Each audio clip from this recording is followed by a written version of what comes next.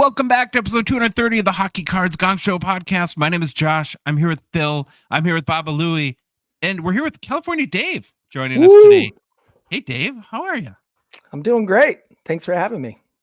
Well, thank you for hanging out with us today a little bit.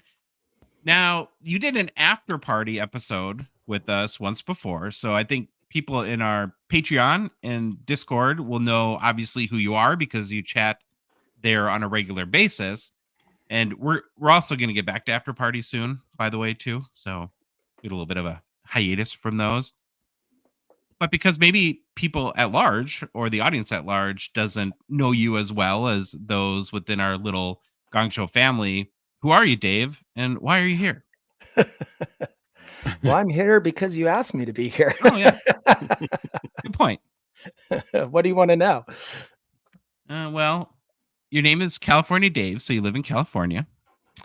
Yes, I have pretty much lived in California my entire life, other than when I went to school. So yeah, met a girl from the East Coast up at school, even though we weren't on the East Coast going to school, and talked her into coming here, and basically been back here ever since. So yeah, we follow your exploits on social media. It seems like you do a lot of working, which is good, a lot of surfing, which is envious, and then you open up a lot of hockey cards too. So it doesn't sound like a bad life to me.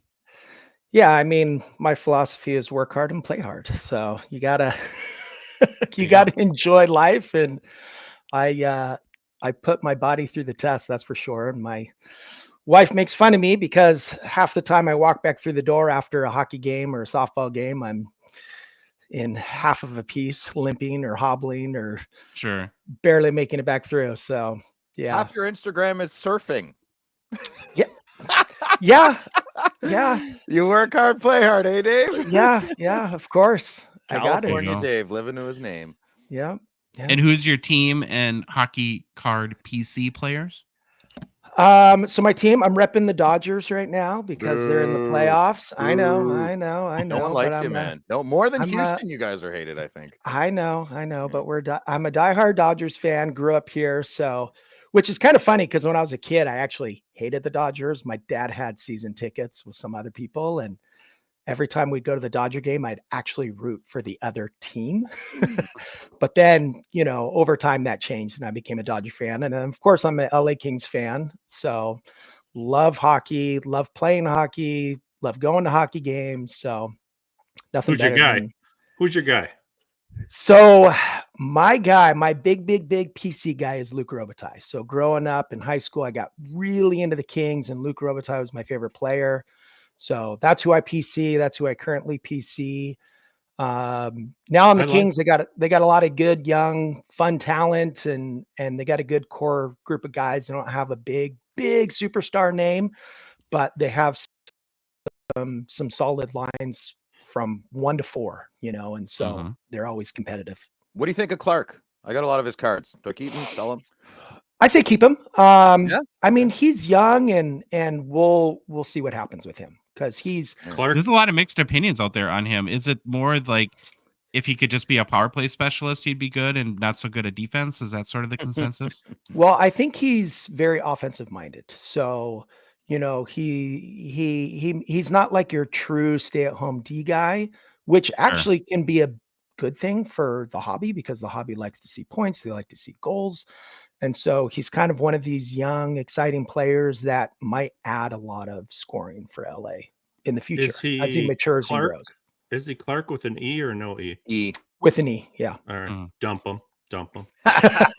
Like Jeff with a G. Who are you? You drive a bicycle to work, don't you? Oh my gosh. Well, and Brant Clark should get some extra playing time now with the Drew Doughty injury. Yes. Yeah. Yep. So that could be a little. Yeah, that was tip there. That was pretty crushing for the Kings to have that in preseason, but it was a big weekend in the Baba Louie household. You had, or what happened? Tell us. I don't know what happened. Oh, the boy turned 21. Is that what the big news is? That's huge. Yeah. Louie. You're done. You made it. It's over. Kick him out. Yeah, I made it. He survived the night. He didn't do anything stupid or get stupid. It was kind of refreshing. There you go. And Phil, you had the Ottawa Card Show today. Can you give us a report? What were the comings and goings? Was it busy, not busy? Oh, it was packed. It was the Ottawa's making its mark for the hockey card community. I'm telling you, it's great. Now, half of it has become Pokemon, but I should have kept that in my inside voice. And it was great, man. Yeah, it was lots of fun. I met a rep for Payther, the accessory company Payther, so it was really good to chat him up. It was really. Wait a minute now. Did you call it Panther or did you actually call it Payther? I practiced before I went in because I knew he was there last time, and I was like, "Hey, Payther." I did it. I practiced in the truck, and don't say the end. Don't say the end. So I said it properly. We exchanged contact info. They got some beautiful products. So, and I like Ultra Pro too, and other companies, but it was nice there. Ottawa show was bumping. I befriended a pastry guy. His name's Tony. Hey, Tony. I bought a bunch of brownies from him. I bought a really nice Brady Tkachuk cup card today. That I will not be showing in weekly pickups. I'll be showing next week, but it was really, really good, man. It was awesome. Yeah, lots of fun. The hockey card scene in Ottawa is really, really picking up, and we will make a dent. You will hear from us. Definitely for me, anyways.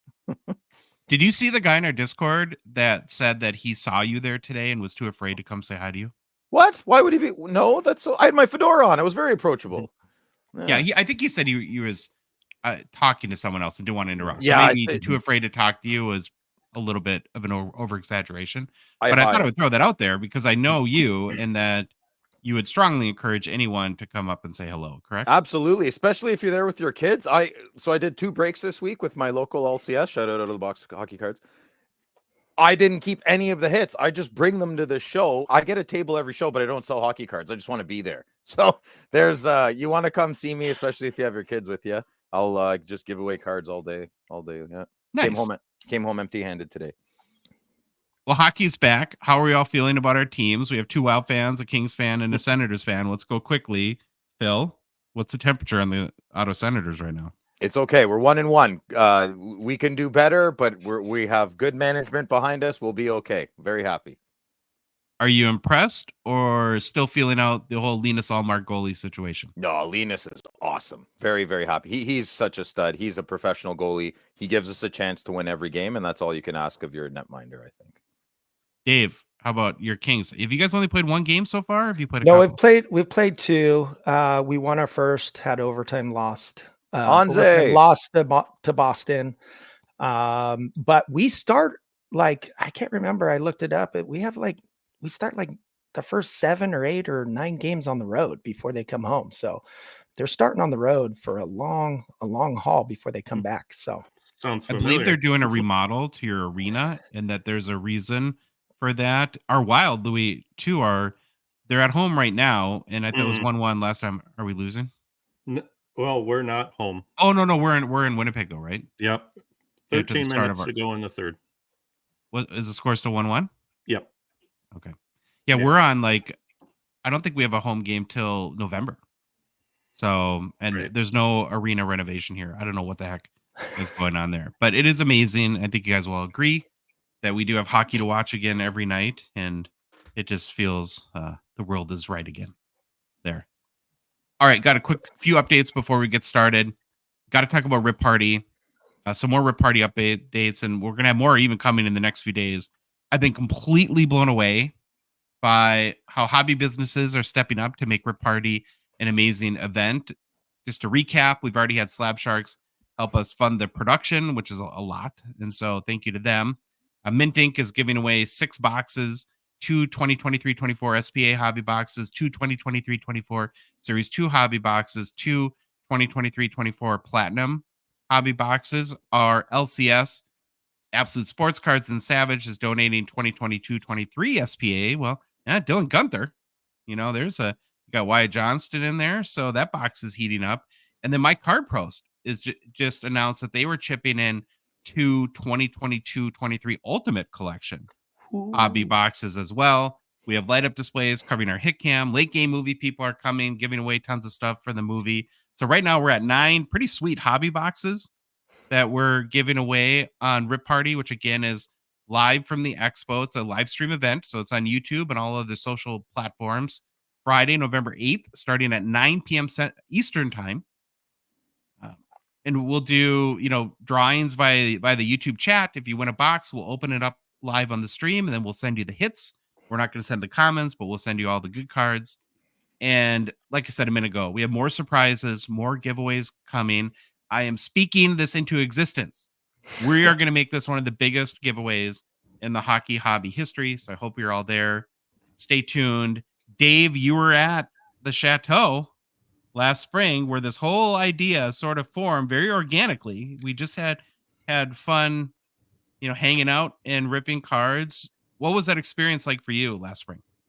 It was awesome. I mean, I am so looking forward to this event because I don't know, we just it was just a bunch of us just hanging out, ripping boxes, chatting, laughing, having a good time, celebrating.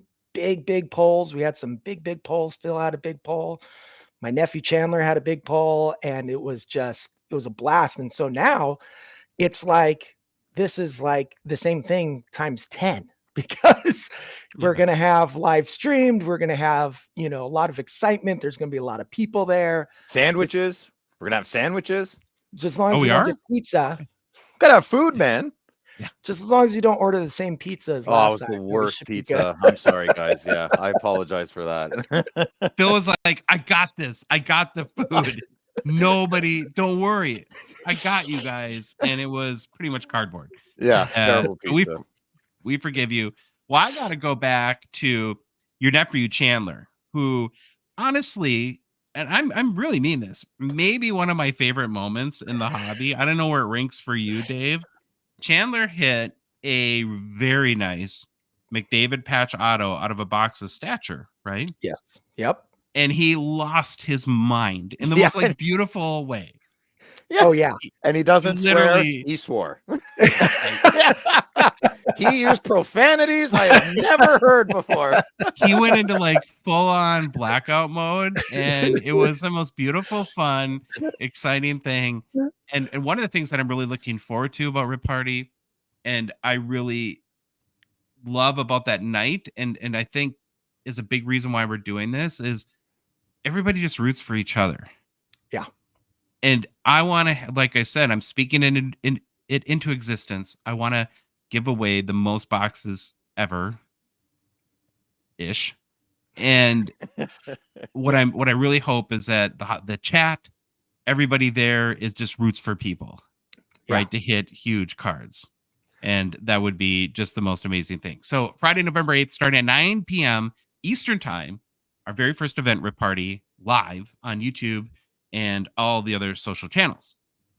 Then again, the other event that we got to talk about is our Series 1 Release Day live show, which is this Wednesday, our next show. We're going to be joined with Billy Celio. Of course, Wednesday is the day that 2024-25 Series 1 comes out. So we're going to open a box live on the live stream. We're going to talk to Billy about all the cards. There's tons going on with this release. They've really made it unique. And so a lot of great stuff to talk about. We have some other ideas we're working on. One of the things, though, that we're going to do is a big Q&A. So kind of ask Billy all your questions. So if anyone has any questions related to Upper Deck. Now, the one thing I do want to stress about Billy is he will take just about every question, but you got to understand, Upper Deck is a big company and Billy has one job. So if you're asking a sales question or a finance department question or something, he doesn't have the answer to everything, but it is a great forum to ask him, all those kind of burning questions that you have about Upper Deck. And he does his best usually to answer those. So very much looking forward to that. Oh, and I should mention too that Mint Inc. has stepped up and we're going to be giving away a 2024-25 Series 1 hobby box during that show too. So, well, you didn't tell me that. That's pretty cool. Pretty sure I did last show, but no, that's new information. Breaking news. Pretty sure that was announced last. Dave, get out of here. Smoke Louie. Can family members win these events? No, okay. You can't win anything. That'd be silly. No, that's ridiculous. I was asking for Dave. He texted me to ask because he didn't want to ask on air. Oh yeah, this is the worst paying job, and you get nothing. So. Yeah. Fine. Last thing before we get started, we do got to get started because we have a big show, is a reminder that our podcast, the Hockey Cards Gongshow, is a Patreon podcast That means we rely on the support of listeners like yourself to help us cover our show expenses, produce more in what we hope is better hockey card content, and fund initiatives, even in a small way, like Rip Party, to grow the hockey hobby. You can join our $1.99 support level tier. You forever get that title. You also get exclusive access to the Gong Show Discord server. You can participate in events we do there, like our 5K challenge or our fantasy hockey league. It starts for as little as $5 US a month. And if you want to sign up, it's very easy to do. Go to our website, hockeycardsgongshow.com, click on the Become a Patron link at the top of the page. Go to our Patreon website, patreon.com, search for Hockey Cards Gongshow. Or there's a link in the show description, both on the podcast apps and on YouTube, and then finally in our Instagram and TikTok profile as well. Okay, Louis, we ready with the game plan? Now it's your first time. Are you scared? You nervous? No, not. All right. Louis, We're all gonna Not. judge you. Phil's got a judging face on. No, you're my rock, big boy. Let's That's go. You good. got this. I love judgers. Let's go. So on today's show, we begin with a new segment we've called Get to Know Your Hockey Hall of Famers, followed by the Vancouver Canucks Hobby Mount Rushmore. We'll then dive into the latest hobby news and share some hobby lessons learned with today's guest, California Dave. Plus, we break down 2 new Series 1 Young Gun themed inserts. And as always, there's a classic Phil rant on deck. And today's feature is, what puts the poo in Phil's shoe? We'll also answer your questions in the Gongshow Mailbag. And stick around for a look at our personal pickups. You ready, Josh?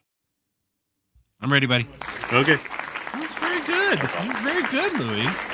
Thanks. See you later. Okay. Now Louis falls asleep. Okay. One of the things that rolls, just we're all about honesty and transparency on the shows. One of the things that roles that Troy had contributed was a vintage spotlight. And with him retiring from the day-to-day grind, but he's still here. He's been in Discord. We wanted to make sure that we still have a focus on vintage on the show. We want every episode to touch on vintage a little bit, and I think that's a part of our effort to be well-rounded in the hockey hobby. And so put a lot of thought to what we could do. And one idea that Troy and I had talked about after the greatest player to wear each number was to go back and start with the Hall of Fame and to go to that inaugural class in 1945 and really start to do some quick profiles on our show, and came up with a little bit called Get to Know Your Hall of Famers. And that's what we're going to do. We're going to start with that first class, 1945, and then we're going to go through each class.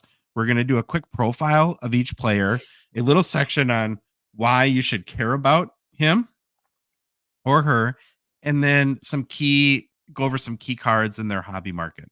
So what women are in the Hockey Hall of Fame? What women played in the NHL? I think there's 9 women now in the Hockey Hall of Fame. No, I figured that. Well, that's awesome, but I meant more playing. Either way. Okay, never mind. I said nothing. I think there are 9 women that played hockey that are in the Hockey Hall of Fame. I know there's 2. I'm aware of that, but it's the way you framed it. I thought you meant that they played. I thought maybe Manon Rhéaume got in and I wasn't aware of it. But it's not just it's the Hockey Hall of Fame, and so there are women. Okay, I feel like we're going in a circle, but we're.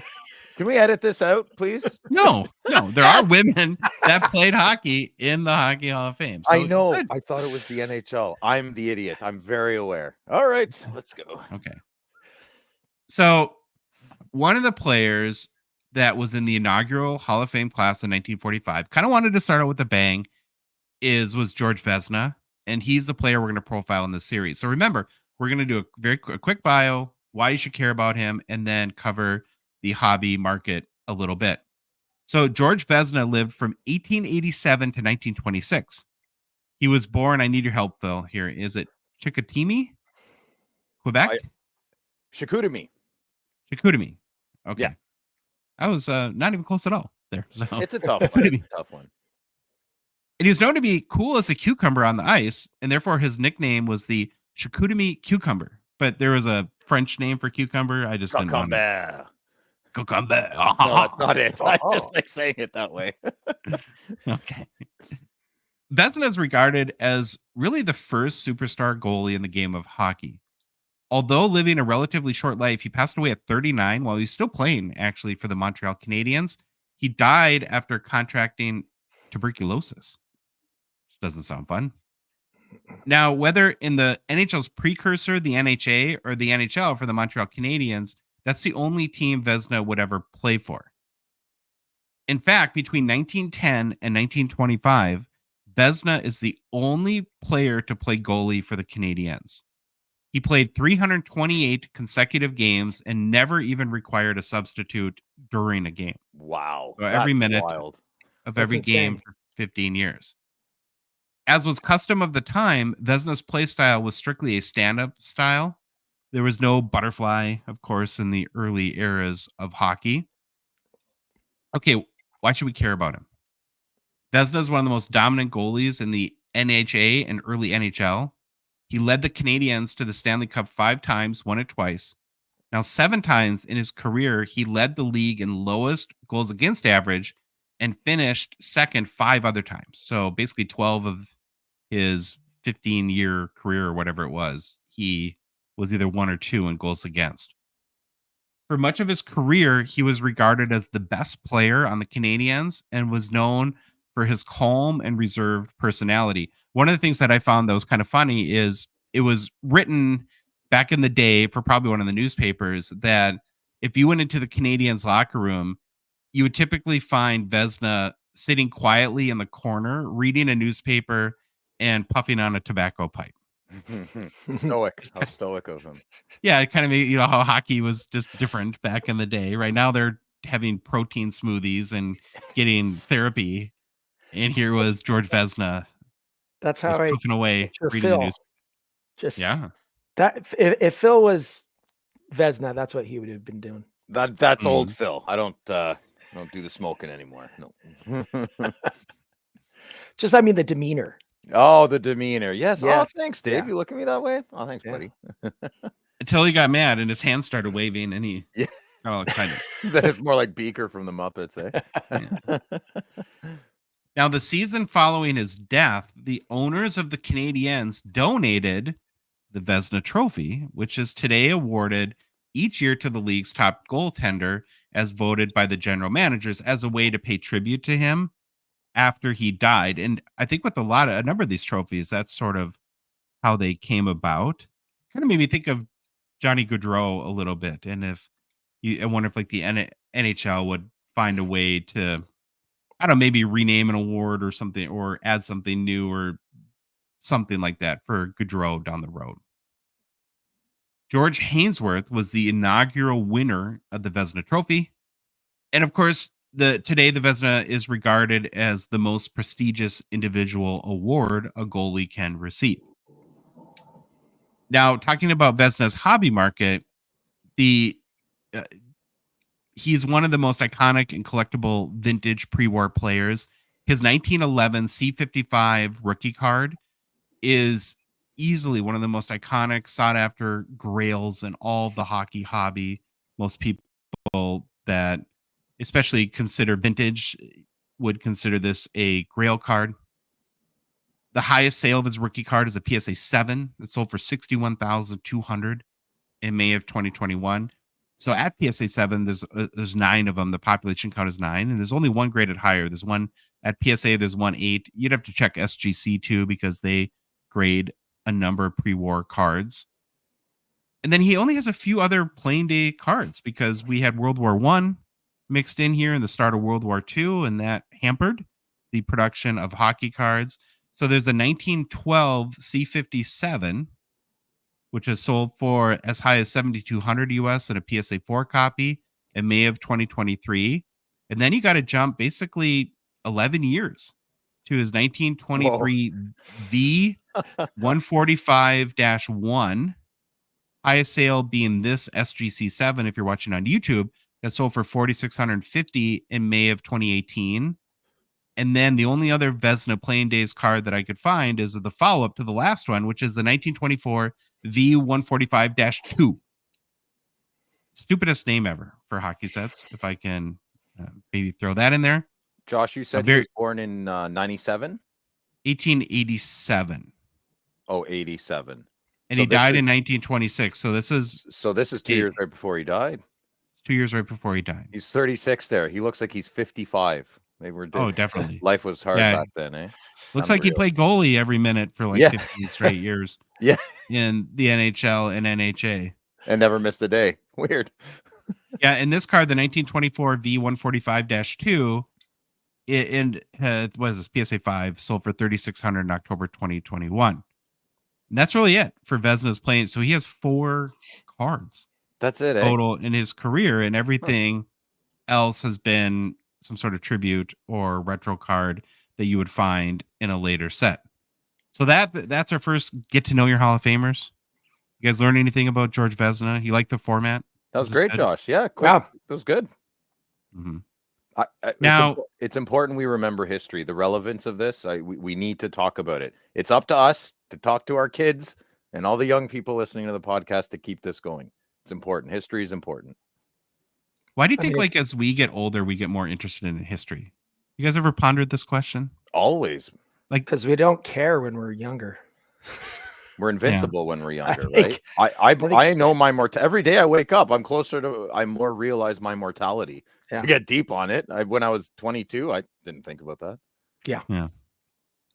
Would you guys like to see Upper Deck find a way to incorporate some of these pre-war guys that really like built, like were the bricklayers of the foundation of the NHL into some more modern sets? It's hard because I'm sure there's not a lot of game used Vezina pads left. Obviously, there's no sticker autos that Upper Deck can use, so that you'd have to be creative. Or do you think that these guys, it's too long ago where nobody would care?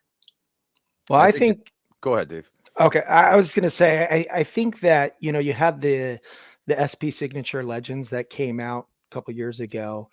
And when I was buying boxes of that, I would look through the cards and I'd hit a card, an auto of someone who obviously had some kind of legendary, but I don't know who this is. And it almost kind of forced me to like look them up, do a little research on who is this person I just pulled an auto on, what a cool picture or whatever, look at these cool pads or whatever. And so I think that if Upper Deck were to include maybe some of these very older names, it would kind of almost give people an excuse to kind of maybe do a little research and find out a little bit about them. Mm-hmm. I like that, Dave. I feel like you have to associate them. Like if you saw Terry Sawchuk with on a Dominic Hasek card, I don't know, I'm just throwing out an old goalie and a new goalie, maybe that would spark someone. Yeah. I mean, my heart wants to agree with you, but my brain's kind of like, I was just at the card show today. Those kids are not looking up who Georges Vezina is. They are not. There's outliers. It would definitely be more geared towards. Yeah, I know, but I feel like it's our duty collectors. to talk about. It's our job as men in our middle ages to take a good role here and teach, and maybe not teach, but lead by example. To talk about it more. I love when Jeremy Lee goes on about Georges Vezina, and you know what? 10 years ago, I was probably like, "Oh, give it a rest, old man."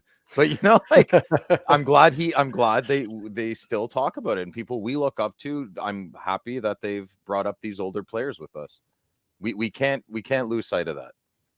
I think they would have to make it like a real big chase too, like not a common insert that we're sort of geared toward to disregard when they come in. But if they found a way maybe to mix in, let's say you have like a really tough to get insert and there's 20 players on the checklist, maybe sprinkle in a couple like Hobie Baker or Vezina or some of these other guys in there that maybe it might introduce those players to a new generation of hockey card collectors. Like a golden future watch. Right? Or make more sets like SP Legends Signature Edition. That's another way too. With a gold future watch in it. Mm-hmm.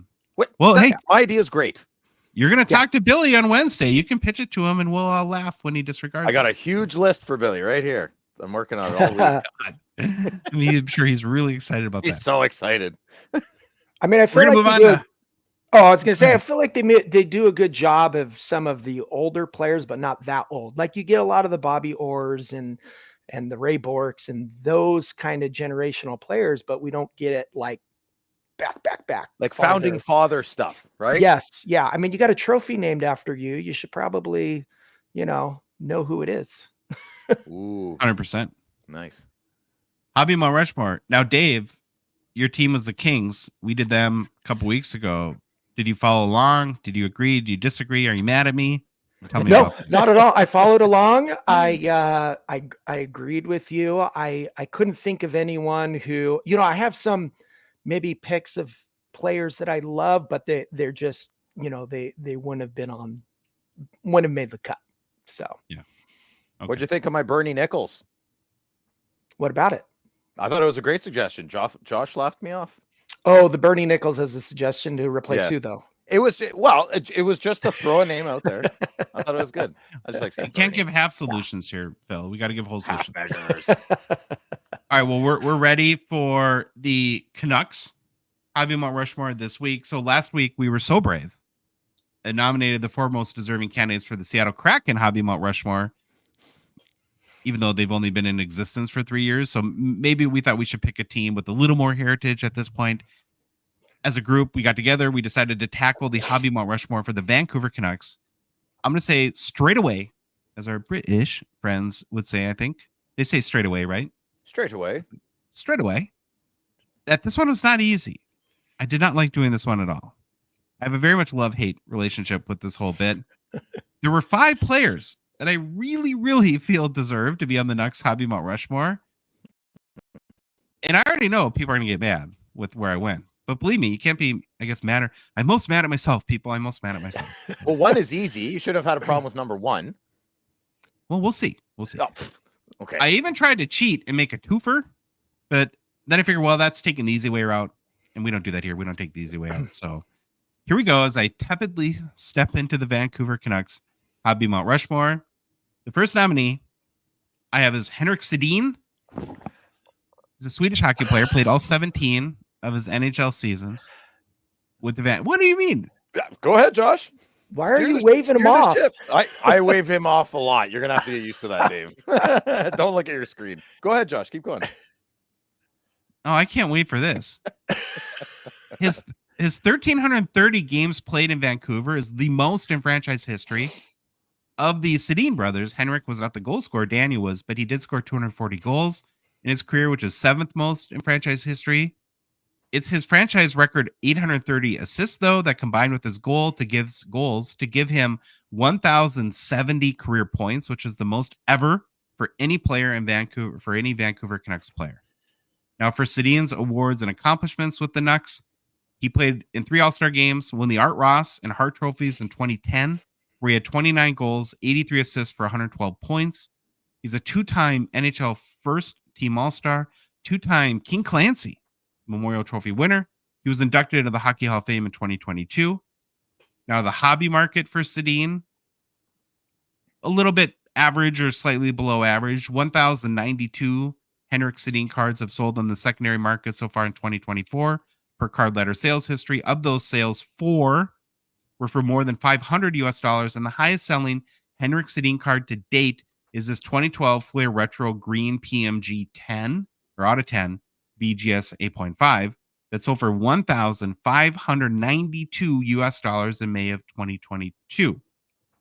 Now, fairness and conversation about this high sale, there was like an 8-way auto card that sold for more that he was one of the autos, but I like to go with the card where it's only that player on the card. Okay, Phil, how the heck do you argue against Henrik Sedin?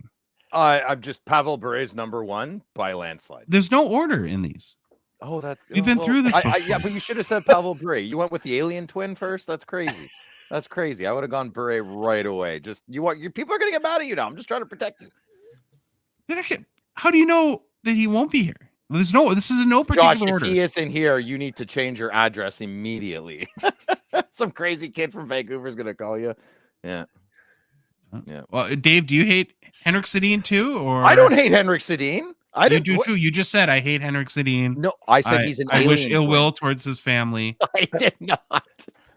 I hope he gets chicken pox. I think that's what I came wouldn't out mind of if your he mouth. stubbed his toe. That's This is like the 3rd time where you've listed a person, and Phil always thinks that it's supposed to be the top person's supposed to get nominated first. And so I'm a left to right, top bottom, top down guy. Call me crazy. I didn't know Josh is chaos. Abstract thinking. In the United States of America, we have in South Dakota, there's the Badlands, and yeah, we've carved into one of the mountain hills rock formations there for U.S. presidents Mm-hmm. to honor them. Mm-hmm. They're in no particular order. So I think that's the first thing you need to understand about the whole situation of Mount Rushmore. So we're being true to Mount Rushmore here, Phil. And number sometimes two. when you do a list, the best one's in the middle. So Yeah. What? Or- No or even list at the has the end. best in the middle. This isn't an Oreo, Ever- Dave. you ever go and watch like a production of dancers? They put the best dancer in the middle and Yeah. it gets worse No, as it they gets to put the outside. best answers at midnight. That's when the best answers go It's on. called a warm up. Whoa. Warm up. Family show. No This is one a goes warm at up. 8 p.m. Anyways, all right, let's go. Number 2, Daniel Sedin. Shocker. He's the second Vancouver Canucks Hobby Mount Rushmore nominee. Now, do you need a moment to collect yourself, Phil, or can we move along? No, I'm going to let my cat in, though, so you got the next 30 seconds to yourself. And look, it's on our graphic, too, if you're watching on YouTube, it's like the Sedin cards are twins. The cards are twins, just like the brothers. That's kind of cool, huh? You have to have the Aw, so Sedin cute. brothers in there. You think of Vancouver and it's the Sedin course. brothers. They spent their entire career in Vancouver together. Went in together, went out together. They are Vancouver Canucks, the Sedins. One of the things, Dave, that we thought was going to be a big bonus when we brought Phil on the show is this whole idea of the Canadian perspective. And we're finding out more and more in the comments after every episode that this guy has no clue about his own country. He's This is when we can just talk about whatever we want with Phil because he has no way to defend well, himself. if he's going to just ditch the show midstream, it's going to be shots fired. And then he listens to the show the next day. He's going to get all mad. And Oh, wait, everything. he just came back. Daniel Sedin's also spent his entire 17-year NHL career with the Vancouver Canucks. His 393 goals with the team is the most in franchise history. His 648 assists is second only to his bro, Henrik.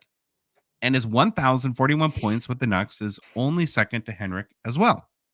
For Daniel's awards and accomplishments, one-time NHL second All-Star team selection, one-time NHL first All-Star team selection, 3-time All-Star game participant, one-time Art Ross Trophy winner, one-time Ted Lindsay Award winner. That was in 2011. How long is this?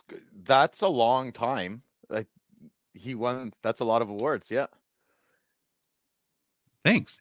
You're welcome. That's why he's on the Mount Rushmore. Right. I don't have this for you, but I'm going to play it. That was another Baba Louie Hobby hot take. You're just going on and on and on. You sure saw both of theirs? Thank you for pointing out that his awards was long.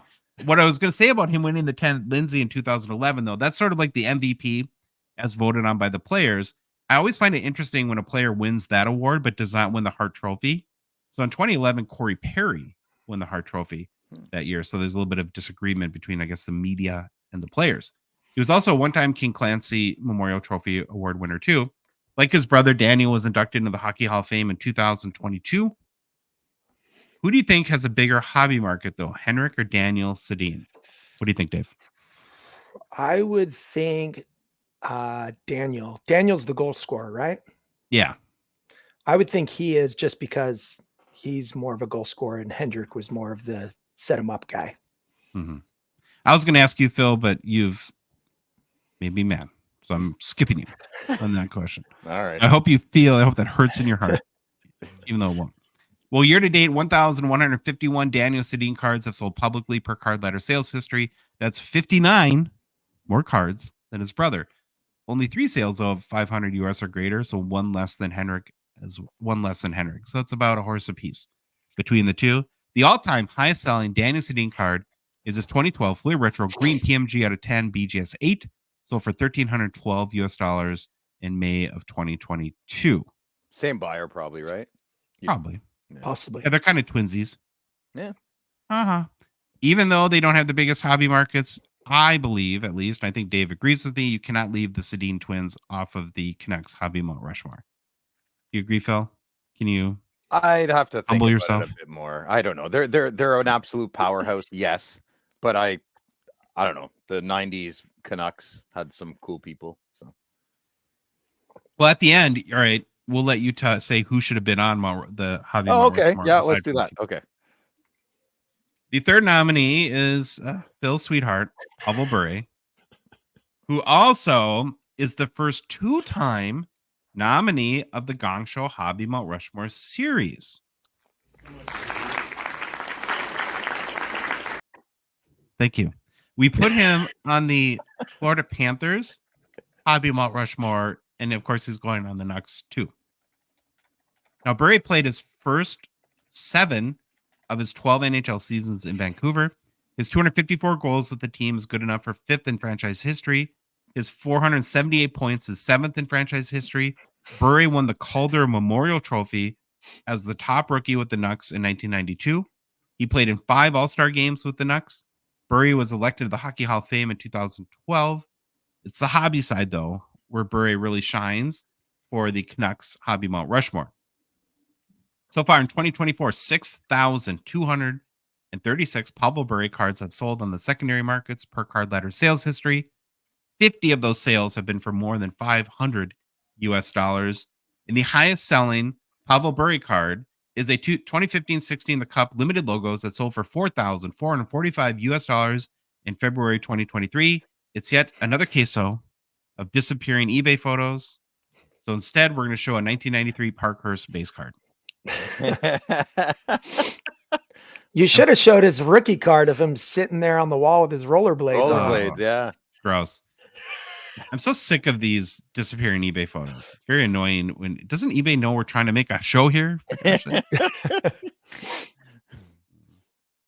All right, everybody on board so far. So Phil, you happy now? Are you back in the game here? Yeah, it's good. We're on the right track. Okay. I'm happy. I just wish you saved Bure for last just to make Phil sweat a little bit. He should have Well, been now first. that I know, it I bugs got no him. dog in this fight. Anyway, The last one was tough because there's 2 guys that I think really deserve this. But I went with Quinn Hughes, who has spent his first 5 full NHL seasons with the Canucks.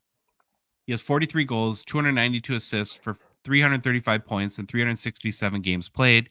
His 335 points is already second most in franchise history for a defenseman. That's pretty impressive. Prior to last season, he was named Vancouver's captain, becoming the first American-born captain in the franchise's history. He's played in a couple All-Star games. He won the Norris Trophy after last season. He's the only Canucks defenseman to ever win this award, and he's still just 24 years old. But if you're asking, well, why is Quinn Hughes on the Canucks Hobby Mount Rushmore? It's all in the word hobby. Mm-hmm. So far this year, 7,688 Quinn Hughes cards have sold on the secondary markets. 111 of those sales have been for more than $500 US. He has the biggest hobby market for any Vancouver Canucks player, past or present, and that's the main reason why he gets on the Mount Rushmore. Oh, Louis, I forgot that. So I never even looked up his top sale ever. Hi, Louis. Hi. Did you do that or no? I did that just to put another picture in there of Mr. Quinn Hughes. Okay, why don't you go to it right now then?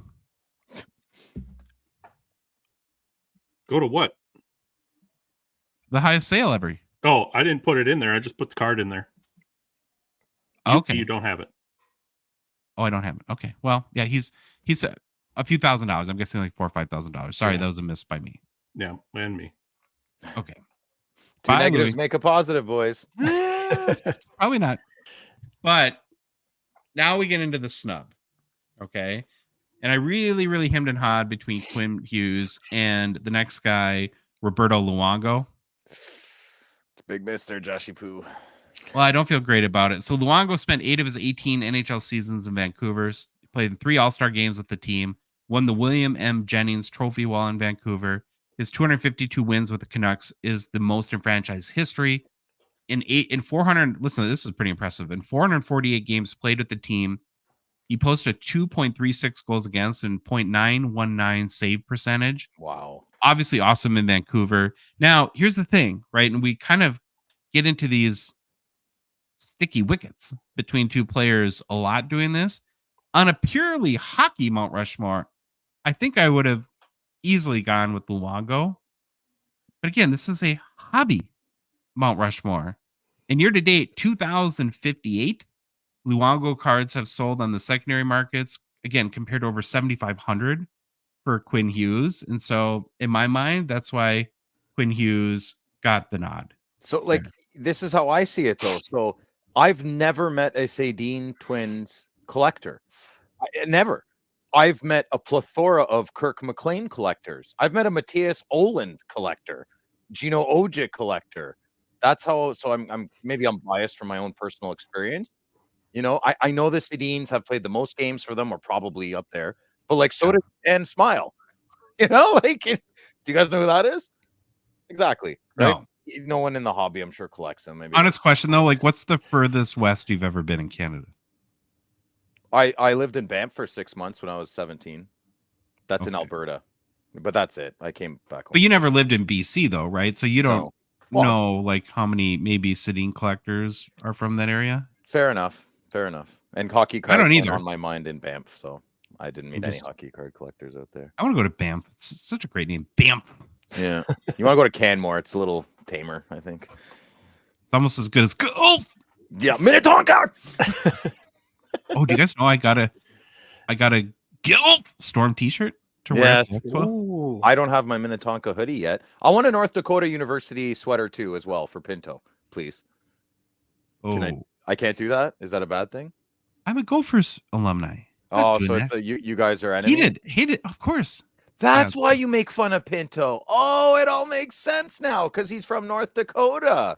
No, it's because he liked Oh, him. That's probably more of you it. petty child. I love you. I love it. Good. Okay, so we have the two Sedins, Pavel Bure and Quinn Hughes on the hobby Mount Rushmore. I'm gonna start with Dave because I think he's more like rational and normal. Do you agree? Do you disagree? Would you put Luongo? Is there anyone else that you might have put up there? Don't point your finger at me, Phil. Don't do it. What was the difference in cards sold between the Sedins and Luongo?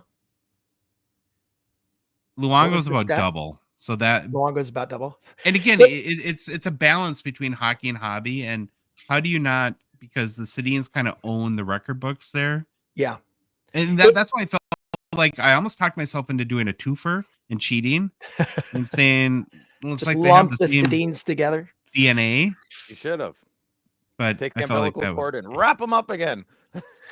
So I would say for this bit, I think you got it right.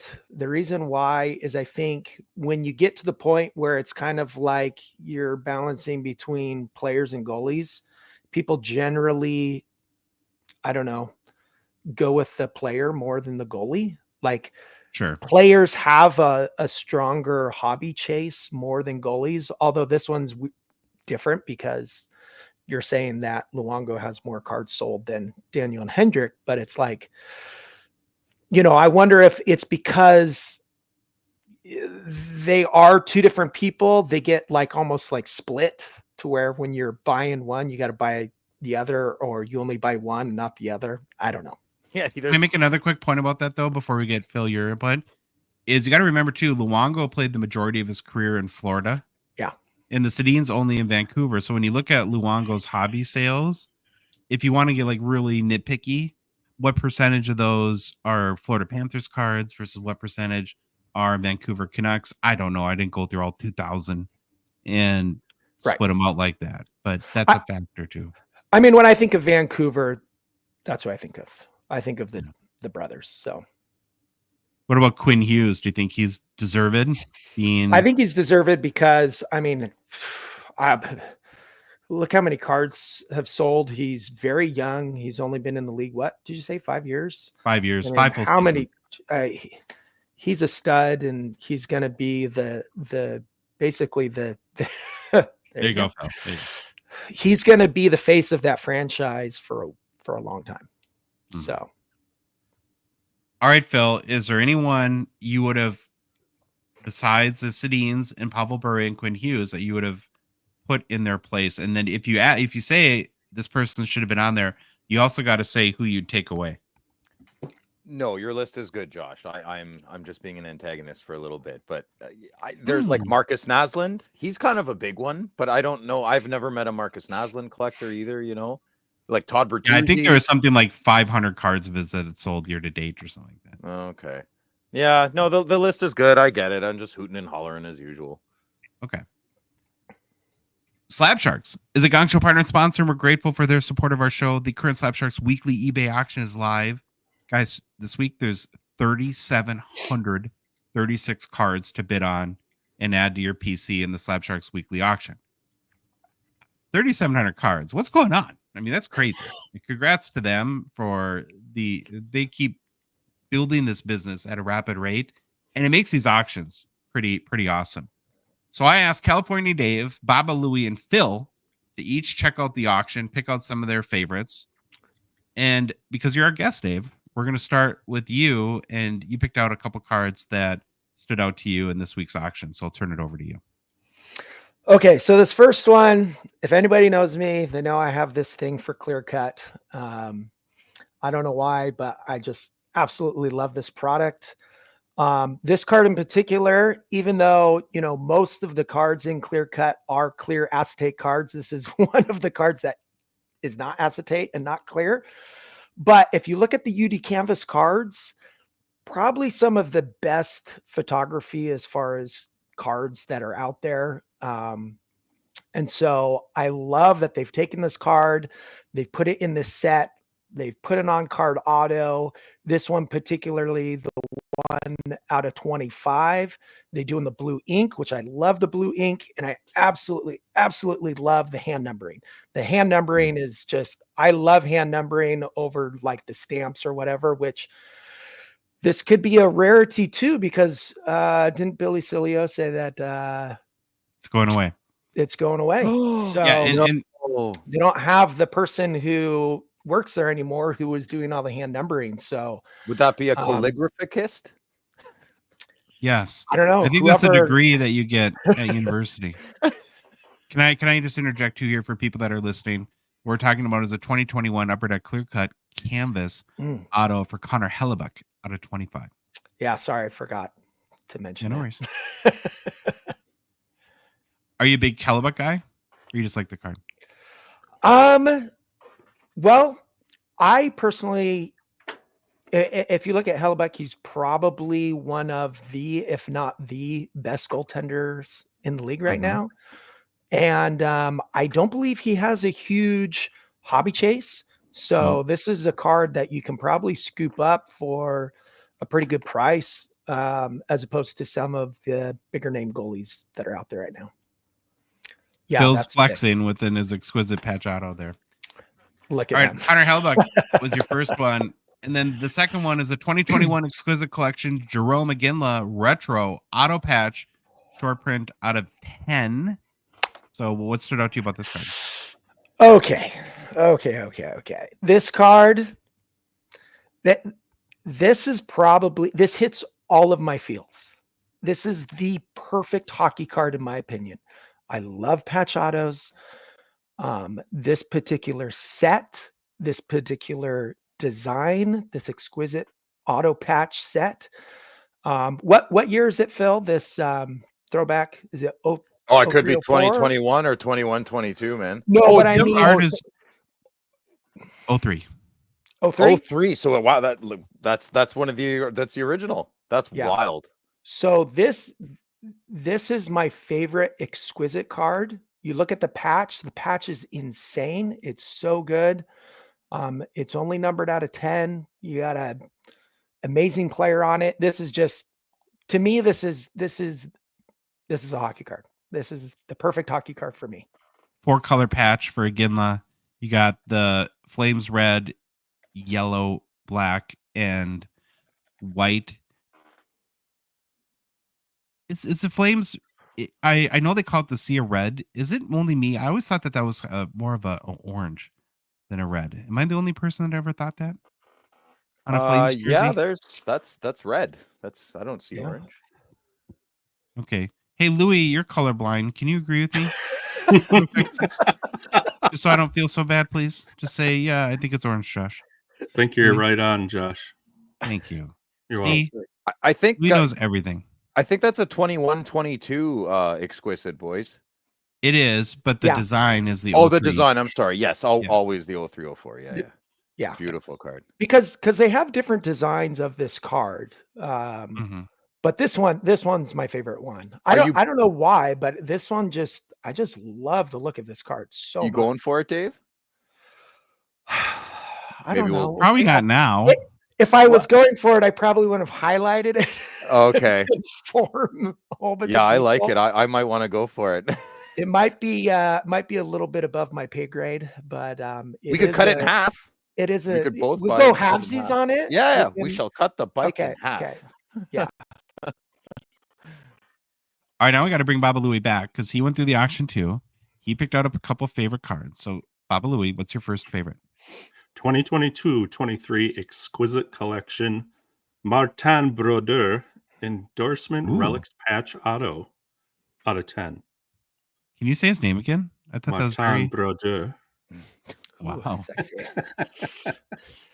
Probably just Oh. offended half of Quebec, but That's fine. Awesome 3-color patch. mm-hmm. Great card. Minus maybe a little too much gold for me, but a bookend out of 10, 1 out of 10, and another spectacular auto for Mr. Broder. Yep. And then the next one. Picked the 2023 Upper Deck Credentials Connor Bedard debut ticket access rookie auto out of 99. Simply because I have one of, not a Bedard, but I have a debut ticket access auto here, and I was blown away at what these cards looked like in hand. So for the sake of everybody being maybe sick of Bedsy, I just decided to throw that one up there. Attaboy, Louis. I have a little bit of a theory on these cards for this year. Upper Deck has put out so many big sets lately, and Credentials was sort of on the very first of this like 5-set and 7-week run or whatever they've been on. I feel like these might get a little lost in the sauce. Good, with I want PMGs coming out, and yeah, so I mean, now it's still a Bedard rookie auto, so it's not going to be cheap, but there could be some values there with people's attentions diverted to other new, whether it be the Cup that came out after or PMGs, OPG Platinum autos, right? So there's a lot to compete with for Credentials right now, and I agree with you. I think they're very nice cards. On to Phil. You picked out a couple too. Yeah, I picked out a 2005 slabbed PSA 10 Alexander Ovechkin. I would not really bid for this. I kind of want a raw one. I just wanted to bring it up because I'd have what does a raw Ovechkin go for approximately? Does the panel know? I don't know. So like a 2,000 something, 1,500. That's my favorite. Probably probably I think 12 it would to be 1,500. I hope so. Yeah. So I have a problem buying a young gun for that much money, but I have my top loader young gun binder now, and I need to get some of the big boys. So I have some issues. That's why I picked it, because I've been looking at getting the staples, the Crosby young gun, McDavid young gun, Ovi young gun, because those are the fundamentals in any young gun binder. All right, that's it for that. Yeah, I gotta comment on that. Maybe that'd be a good expo goal for you. Yeah, I'm looking for my 4-color Jake Sanderson RPA. That's the big one. Okay. Yeah, you can find these anywhere. You can find any raw big card. Okay. Yeah. Next one. Oh, Bedard. Yeah. So, yeah, I'm really into metal. So what you're looking at is a emerald or green PMG from Connor Bedard. It is a modified kind. It's not like your traditional PMG, but I really like it. I after seeing metal in the LCS that I go to, I gave it a chance. I held the cards in hand. They're really sharp. Give them a chance. I have strong opinions, but my mind is always open to change. I hope you feel the same. And if you do, go hold some metal in your hands. Hockey cards, not like aluminium. and yeah, give it a chance. It's really good. And there are other people who have strong opinion in our Discord group. Donnie Dusterbrook, he can't stand metal. I love it. Listening to him, listening to him makes it sound like when I was listening, when people listen to me. So, if you don't like it, you really won't like it. But I like spaceships with my hockey cards, so I'm all. Well, the good news is Upper Deck puts out a new set just about every week. So if you didn't like this week's set, you might like next week's. And we're talking about the 2023-24 Metal Universe Bedard base PMG green. It's not one of the retros. It's the base, and that's out of 10, of course. Now, why are there more than 3,700 cards available this week in the Slab Sharks weekly eBay auction? It's because Canadian hockey card collectors know that they're the bee's knees when it comes to eBay consignment. They make your life easy because they absolutely do all the work. Where did bee's knees come from? Anyone know that? I like saying it, but it's like, I don't know. The bee's knees? The bee's knees. All right. Louis can look it up. It's probably inappropriate. They usually are. I don't think. Yeah, they usually are. Yeah, they're like medieval torture things, right? Bee's knees. Like as the witch was brewing her cauldron, the kids had to go on their knees and lick her toes or something. The bee's knees. There you go. Where did you come up with it? I don't know. It's probably from like Salem or something horrible. Yeah, or some. You connect kids licking witches' toes to bees' knees. That's impressive. Gotta love you, Phil. Halloween's coming up. Well, they make your life easy because they absolutely do all the work. And by them, I'm talking about Slab Sharks. They take great photos, list your cards, answer any buyer questions, hunt down payment from winners, ship your cards to either Canada or the US, and nobody likes doing that. So it's awesome to have a partner like Slab Sharks to do it for you. And then most importantly, they handle any post-sale issues. Plus, your cards are included in one of the most popular weekly auctions in the hockey hobby, and definitely one of the biggest too. So for complete consignment info, including payout rates, and to start the consignment process today, head to slabsharks.com. And if you're going to be at the Fall Expo, like California Dave in Toronto next month, please be sure to come see us at the Slab Sharks studio. We'll be recording our show live and definitely want to meet all of you and say hello. Hobby news. The hobby news. Hobby news. I'm sorry. Oh, I've had a bit, Dave, for weeks that I think would be really funny. And I asked Phil, I asked him to do one thing. I don't ask a lot. One thing only. And every week he forgets. Now you have like 1 million tattoos. Do we need to get this tattooed?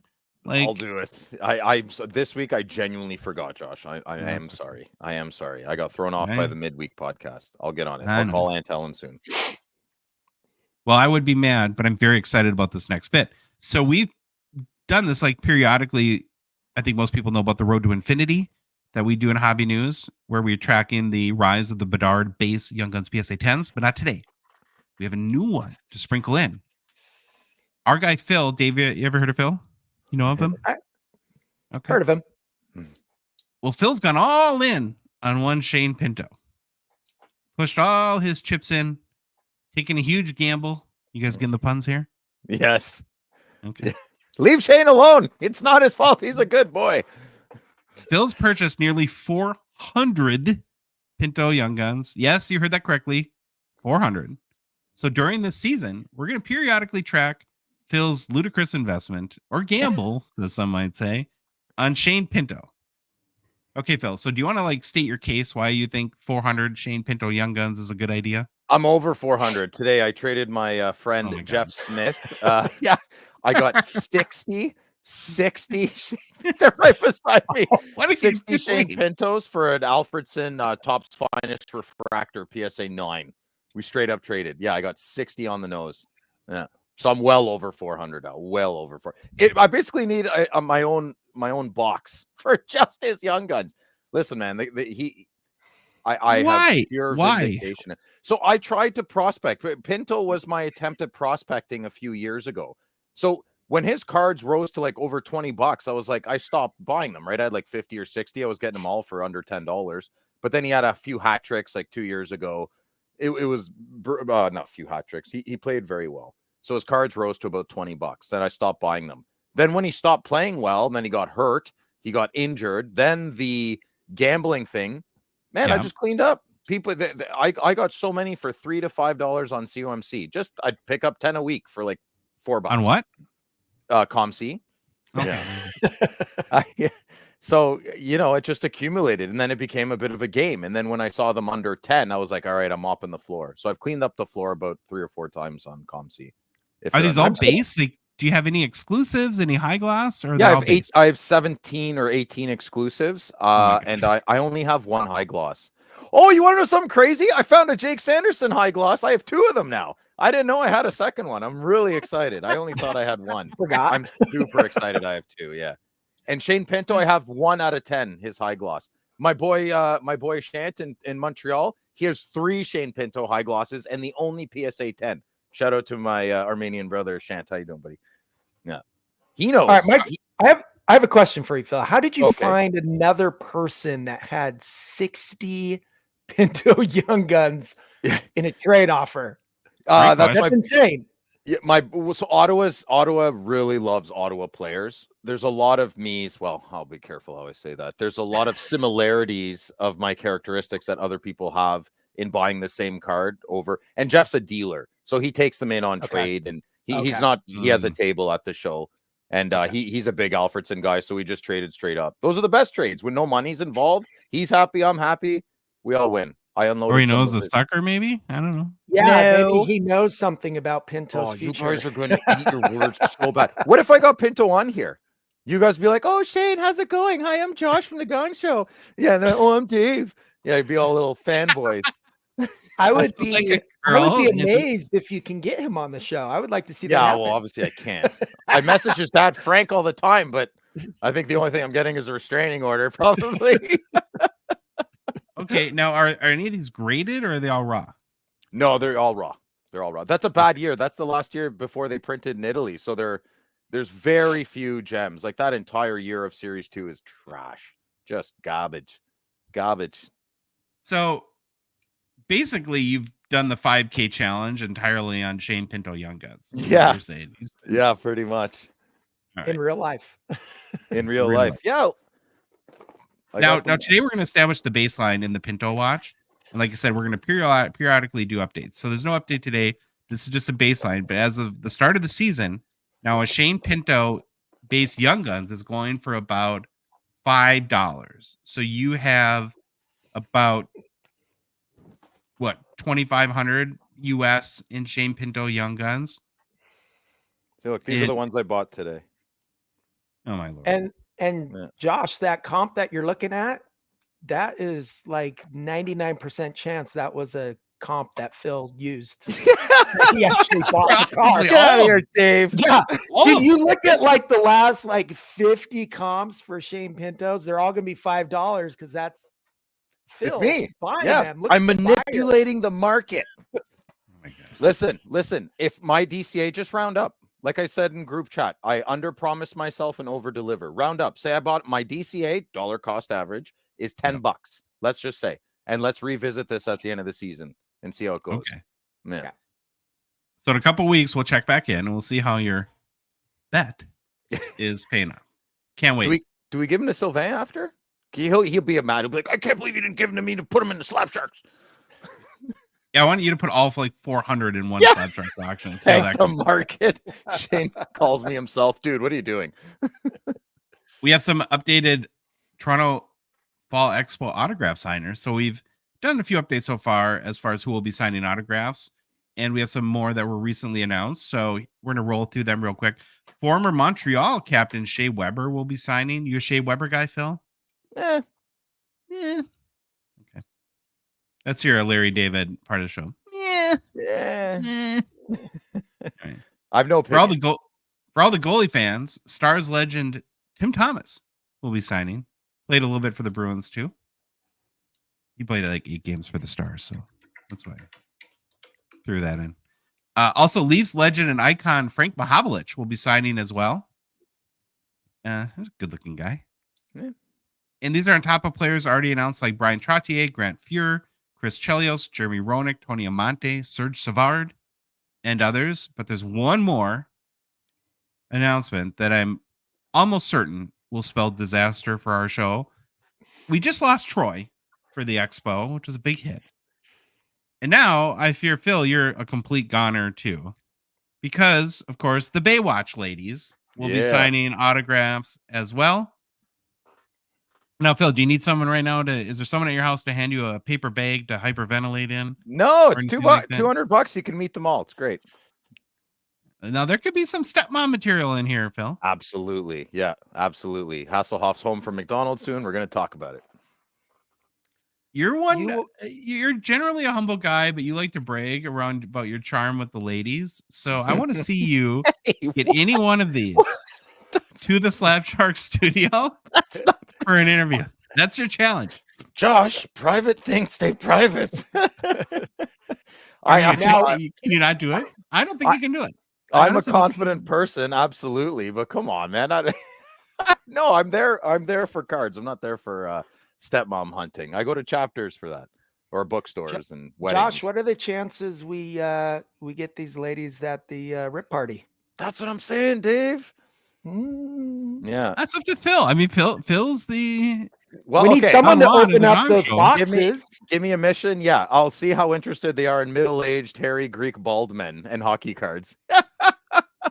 I'll tell them California Dave's there. They'll be like, "Oh my God, we're so in." Good looking guy. Last story in hobby news, kind of a bummer. What was your favorite Macklin Celebrini NHL debut moment? The 18-year-old #1 overall draft pick scored a goal in his very first NHL game, was placed on the injured reserve the day after. The injury is listed as lower body, and he's week to week, so I think that means he's going to miss some time. The injury initially occurred during training camp, and I guess has lingered, and something got tweaked during the Sharks' first game, and they evaluated him thereafter. This is obviously a buzzkill for Celebrini himself, I'm sure, and any fans, and you finally get a little bit of hope and hype in your franchise, and it lasts all of one game before he ends up on IR. He's pretty small. Louis and I saw him, little guy, up close at the rookie showcase, and I just hope it's not indicative of the trend that we've worried about in these small guys being somewhat injury prone. But I don't know. What do you guys think? Celebrini gone after one game. I mean, it's a trend. These smaller hockey players, they get banged up a lot easier, and I think it's a thing we're going to see a lot. So is that what it is? Or are they not hitting as hard in junior? I thought maybe it's that. Are they teaching the proper way to body check in minor hockey? I'm so out of that community. I have no idea. I'm not sure. I never played minor hockey. Oh, okay. I didn't start playing hockey until beer league. So yeah, I think there's ways to take a hit. There's ways to dish a hit, take a hit. Yeah. They're smaller, but doesn't mean you can't hit the gym and stretch. Stretching is very important. And it's a lower body injury, so that's not sort of the prototypical injury we think of with the smaller guy, like shoulder or something like that. But you go and you look back at these ultra talented, exciting players like Cole Caulfield, Jack Hughes. We had Bedard last year break his jaw. We had Hughes with the shoulder, Caulfield with his knee. Celebrini is now on IR. It is something to watch out for these guys. So hopefully he comes back. And then the other thing I worry about is not just coming back, but sometimes they're not 100% right when they're able to play again too, and that could linger a little bit and diminish maybe the potential that he could have had this season. So hopefully it's not something major, because especially for the hobby, you want to see like your marquee guys out there at 100%. Well, that's hobby news. Now, when we ask Dave to come on the show, what we typically do with guests is we'll give them the opportunity to maybe add to the content, add to our plan or a segment idea. And Dave, you had proposed, which I thought was a great idea, some hobby lessons that you've learned recently, even after being in the hobby for a long time, that you think would be valuable to share with people. So I'm going to turn this part of the show now over to you. Okay. Awesome. So actually, I think I talked to you about this, Josh, a few weeks ago, because I was trying to give you a suggestion of, hey, maybe we could do a segment on this, because, the lessons that I learned a lot later than I probably should have. And now here I am just doing it myself. So I guess that's the way it has to happen. So, so these are basically or this particular thing is just hobby lessons that I've learned. These are lessons that I wish I had learned at a very early on in the hobby. This one directly deals with eBay. So I've been selling cards on eBay for over 2 years now, and I've learned 2 valuable lessons, and I learned them very recently. So now I'm sure many of you probably already know this. Maybe almost all the listeners already know this, but I guess I'm a little slow and it takes me a while to figure it out. But currently I have probably about 15, just to give a little background, I probably have about 1,500 cards on sale on eBay right now. 1,500? Yeah. Holy crap. That's okay. So the problem is I have them listed at buy it now or best offer. And so I probably need to auction off a lot more because I do very little auctioning off of cards. So I'm Why working not? towards that. Why I'm not? working towards that. Is that a fear thing in a way, or You definitely don't. You definitely get more bang for your buck when you do buy it now as opposed to auction, because you just don't know who's looking at the cards, and things Sure. slip through the cracks with auctions. So if I'm not in like a super rush to sell things, then it's kind of like not a big deal. So that's kind of how it works. So but basically with that, when I list the cards, there's a part where you put in shipping costs. And I basically have 2 different costs for shipping. So if it's a lesser, a card that's not really worth that much, I just list it for like $1 for shipping. And then if it's a more valuable card and I'm going to, package it up nice and put in a nice, yellow padded envelope, then I do the shipping at $5. So what I didn't know is I would go, I would take my cards, and if it's a lower end card, I take the card, it's in a top loader. I put it in a little plastic baggie to keep it, a little waterproof, throw it in an envelope, throw a stamp on it and send it off. Okay. And for the other ones, I would, the more valuable ones, I would take, something and tape it to the card, to the top loader, usually those decoys you get in packs or whatever. And then I would put that in the, padded envelope and send it off. So this is the first lesson that I learned. So if Louis can throw up my first picture. So when you sell a card on eBay, right there in a giant blue box, it says get shipping label. So I've always seen this, but I didn't really ever do research or figure out how to use it. So you were just sending them on your own and with stamps and plain white envelopes, right? So the lesser cards I would send with stamps with plain white envelopes, but the other ones, the ones that were more expensive that I was charging like $5 for shipping, I would package it up. I would drive to the post office. I would stand in line. I, weigh the card. They would print off the thing. I'd give them money and off I went. What I didn't realize was you could just click on this stinking button and the form you could just print off and stick right on the package. You can just print off and easy. So that's what I didn't understand, is that you could just print them off. So you save time. You don't have to stand in line. You can just go to the post office and drop it off or throw it in your mailbox. It goes out with your outgoing mail. And bonus, it's about $1 cheaper to do it this way than to pay directly through the post office. You get a little discount doing it. What about customs? eBay. You still have to fill out your customs forms, right? If you're shipping to Canada, I guess. If you're shipping to Canada, yeah, you have to fill out customs. Do you forms. ship to Canada, Dave? I don't have international shipping. Okay. Dave hates Canada. Yeah. I don't hate Canada. Blame Canada. I just hate shipping to Canada. Yeah, everybody. Okay, we hate receiving in Canada, and we're receiving a lot. So the only time I've actually shipped cards to Canada is through my card post when I've done some deals with some. So I have done some shipping to Canada, but generally speaking, there is ways for buyers international to buy. They can buy from you and then they basically ship it to a hub. So yeah, that's a nightmare. 28 stops before it gets to my mailbox. No, thank you. So there is a way, and they end up basically paying the extra money for that Mhm. process. So you basically discovered eBay's shipping program, which allows you to buy your shipping right through eBay. You can print it off and affix it, right? Or if you have like a label laser printer, you could, it comes out as a sticker. You stick it right onto the package. But, and I don't know if you're planning on get to this, but you were having like a major problem though too with how you had been doing shipping. It was causing you a lot of heartache. Are you going to plan to get into that? Yes. So basically, what was happening was, most of the orders that I have that come through are lower valued.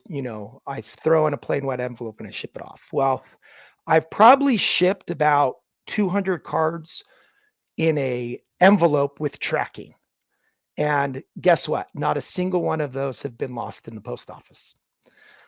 But the ones that I've sent in a plain white envelope, because there's no tracking attached, anyone who receives one of those cards, because there's no tracking, there's no proof that they actually received the package. So at any time, someone can contact eBay and just said, never got the card. And you have to give them a full refund because you didn't send it with tracking. Mm-hmm. So Does that I've happen had, often? well, I've probably had it happen about 40 times. 40 times. Yep. I've had about 40 people claim that they never received their card.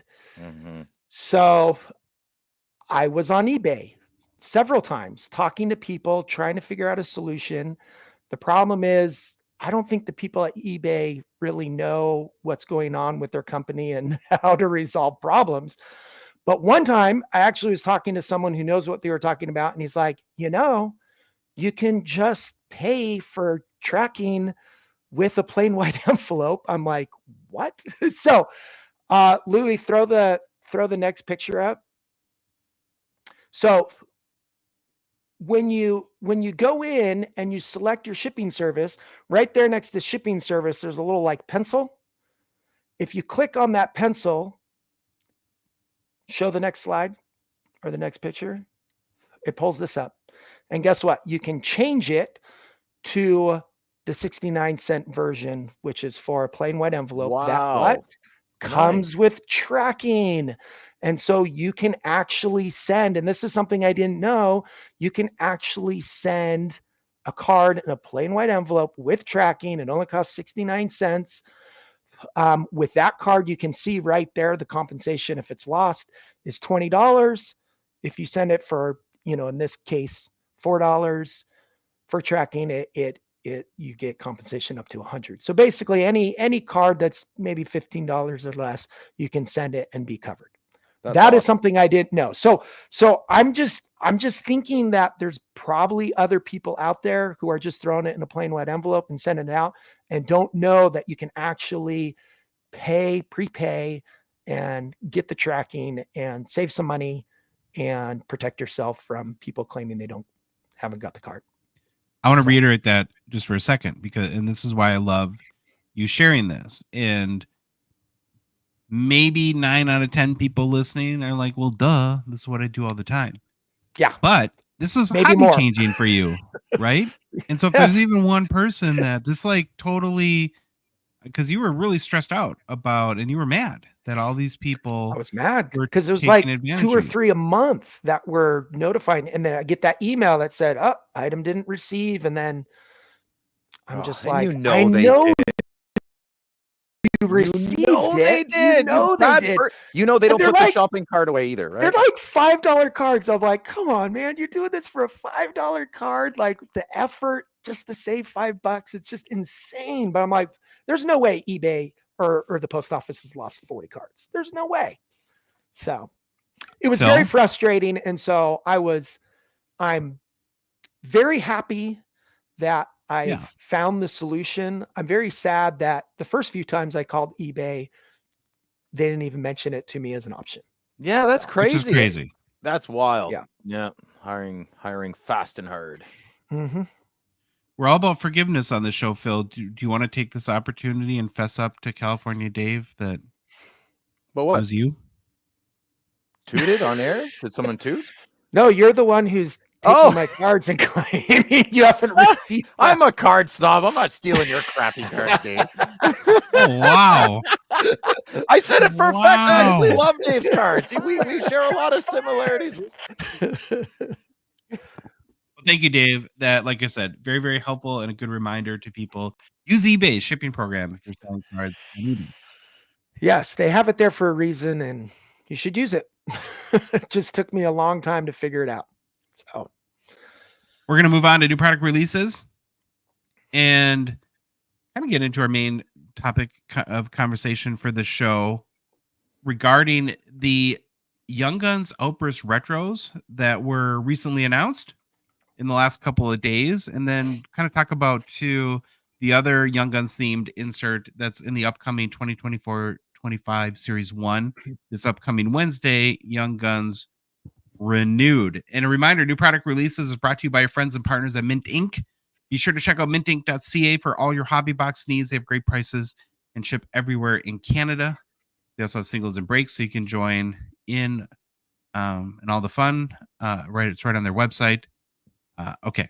So again, Series 1 comes out on Wednesday. Last show, we went over the base Young Guns checklist, talked about all the new rookies that we're going to get to see in this upcoming flagship release. But today we're going to talk about the Outburst retros and the Young Guns Renewed, and then we'll very briefly go over the Young Guns canvas checklist just to cover all of our bases. It's a Young Guns extravaganza here in the Hockey Cards Gongshow Podcast. Louis looks excited in producer land over there. I can see him. Phil, you look scared. No, Okay, I Phil. don't get scared. These cards can't hurt you. You're all right. It's a safe place. Okay. First, I want to get your guys' viewpoints on the surprise announcement from the last couple of days regarding the unannounced on the checklist, but announced before the set releases, Outburst Young Guns retros. So according to Upper Deck, these will be super short print.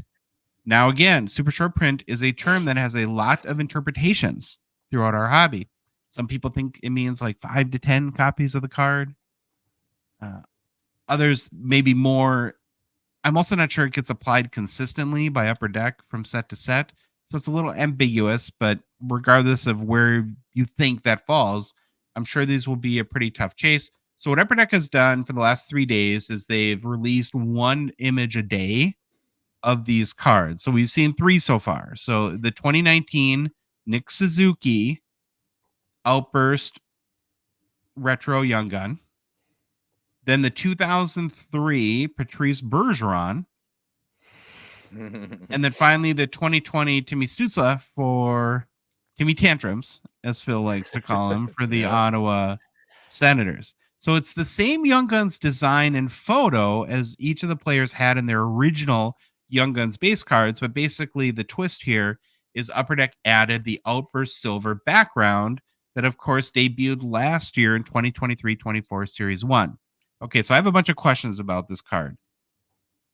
First of all, I want to get your guys' input on. First of all, I'm confused a little bit by Upper Deck calling these retros. In my mind, I feel like these are tributes. I always thought a retro is a rookie year card for a player. So it'd be like a Matt Rempe 2024-25, but the card design is of like a Young Guns of like a 2009 Young Guns, kind of like we see in extended series, right? Shouldn't these be tribute because they're not rookie cards, right? And if you're doing like a tribute to the original card with an updated twist, am I wrong here? Did Upper Deck mess up, or is this one of these cases where everyone just goes back and forth? Dave, I don't think you messed up. I don't think you're wrong. I think that exactly how you pointed out. That's the way that I look at it. So I don't know if it was an oversight or if they're just thinking of it in a different way. I think it was an oversight. I think I bet you we'll ask Billy on Wednesday. He'll be like, oh, yeah, no, you're probably right. It was probably an oversight. Probably did something. Okay, like so in your mind, these are really tribute cards. They're not retros. Yes. I would have not thought about it until you said it, but now you'd be like, Phil, think about this for a second. I'd be like, oh, yeah, that's a tribute. That's not a retro. Yeah.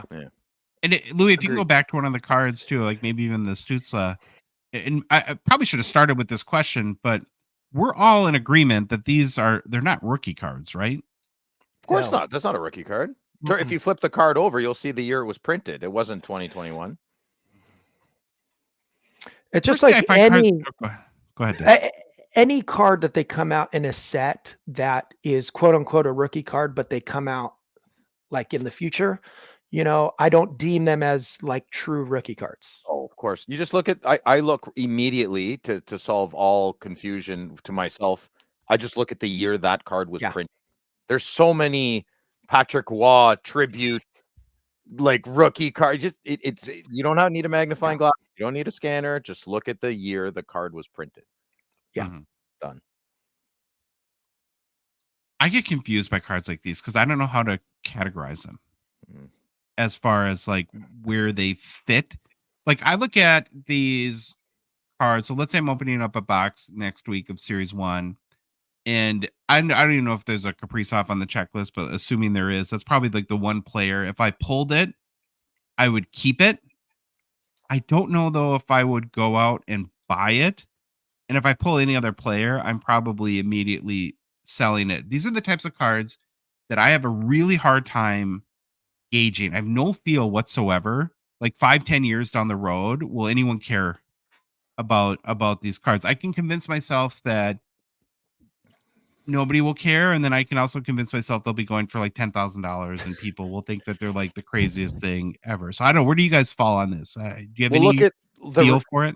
The OPG 1998 Blast from the Past. It was a joke. I remember being in an old card store that doesn't exist anymore, laughing at those cards. I was laughing at how silly they were at the old Gordie Howe refractory. No one cares about that. Yeah, here I am 20 years later paying $2,500 for one.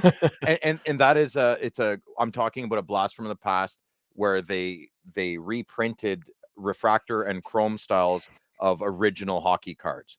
And I think that was very gimmicky at the time, and it is a highly, highly sought after thing now. But I would have not predicted that. I mean, in 91, 92, Upper Deck reprinted anniversary cards of rookie cards, and that no one gives a crap about that. So it's weird, right? What sticks, what doesn't? Who knows? Yeah.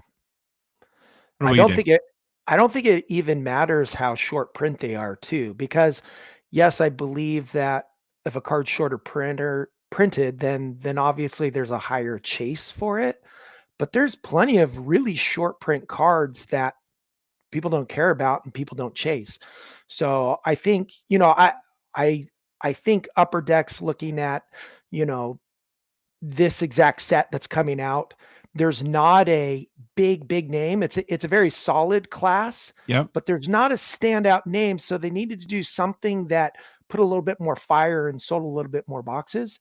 So I think this is kind of their solution. Let's throw in some stuff. Everyone freaked out about the Outburst cards.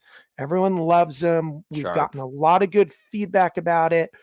You know what would be cool is if we took some of the players who don't have Outburst Young Guns, let's put them in an Outburst version and throw them out as a short print, and that'll help sell some boxes. So we won't know until they start hitting the secondary market and seeing how they sell.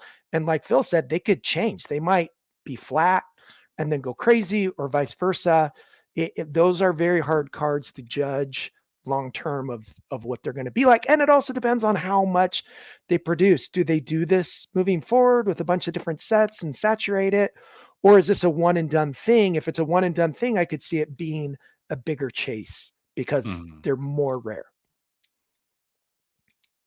Yeah, to me, it goes back to just collect cards that you love, because there's almost, I don't think, any way to predict if these are what the hobby thinks down the road about them. Well, Dave, the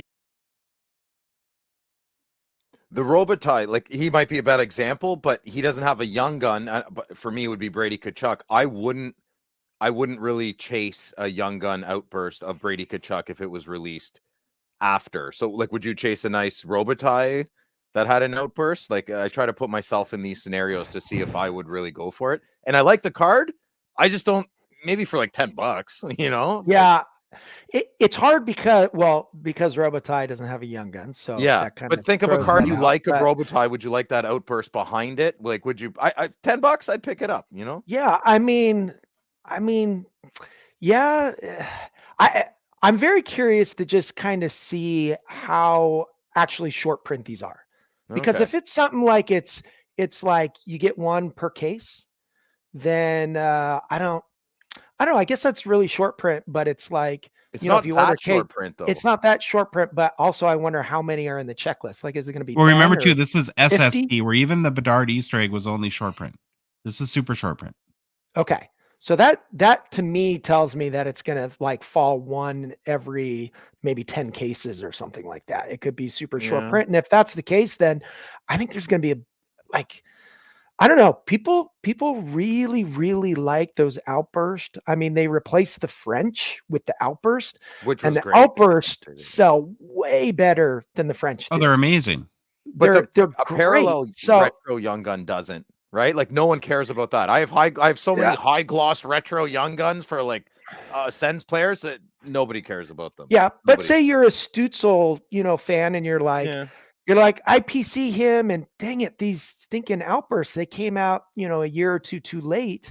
Well, guess what? Now's a chance to scoop one up. So You know what? His card, that 0304 Young Gun design, that beautiful, the Jason Spetz's year, Tim Stutzel, Josh Norris, Kaprizov, Josh, they have a design of that Young Gun. That card was like over $1,000 when it came out in their rookie year. You can get it for like $200 now, all of them. Mhm. Maybe not Mhm. Kaprizov, but Stutzel. Well, that was the extended, but that was still a rookie card though for those guys. Yeah. This is down the road, and so I think Dave, you're 100% correct in breaking down like the strategy behind this. That now that we have basically Series 1 will be holdover rookies from last year, so guys coming out of college, you're not going to ever get your number one draft picks that have never played in the NHL, who are going to like your Macklin Celebrinis, your biggest names. And so Upper Deck is trying to make sure that Series 1 is exciting. So I give them a lot of props for doing that. The one potential issue I see with this card that is confusing new collectors. In a collector seeing yeah, Tim Stutzel Young Guns and thinking it's a rookie card. So my hope is that Upper Deck, like in big letters on the back, makes it kind of apparent that at least that this is not a rookie card, that it's a I don't think they will though, because they don't do it with the other tribute cards. It's not like they write on the back of the card, this is not a rookie card.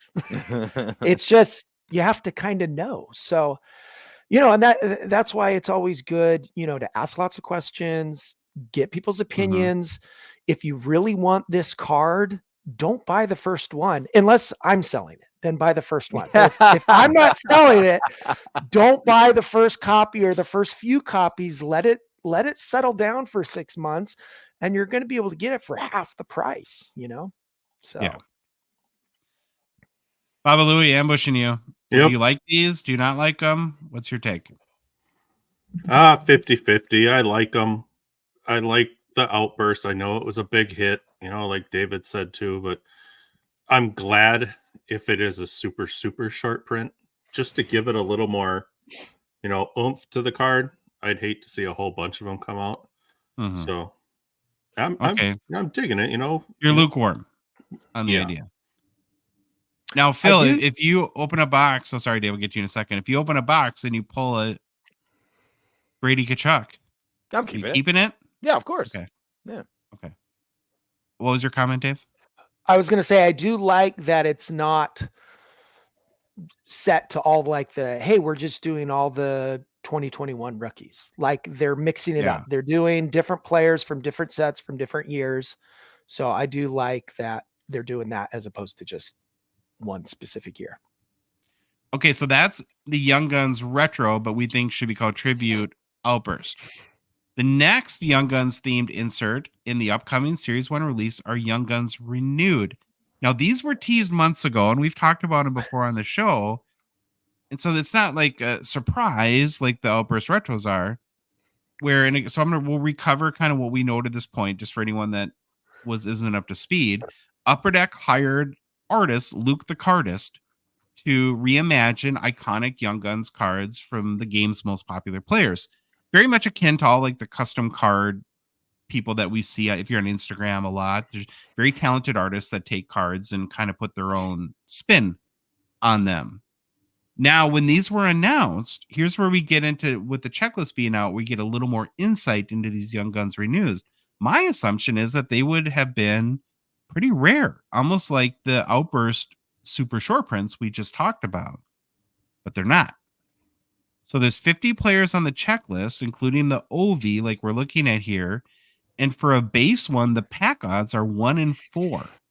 So in every hobby box, you're going to get 3 of these Young Guns renewed from one of the 50 players on the checklist. That being said, though, there are exclusives out of 100 and high gloss out of 10 parallels, as well as 1-of-1 printing plates.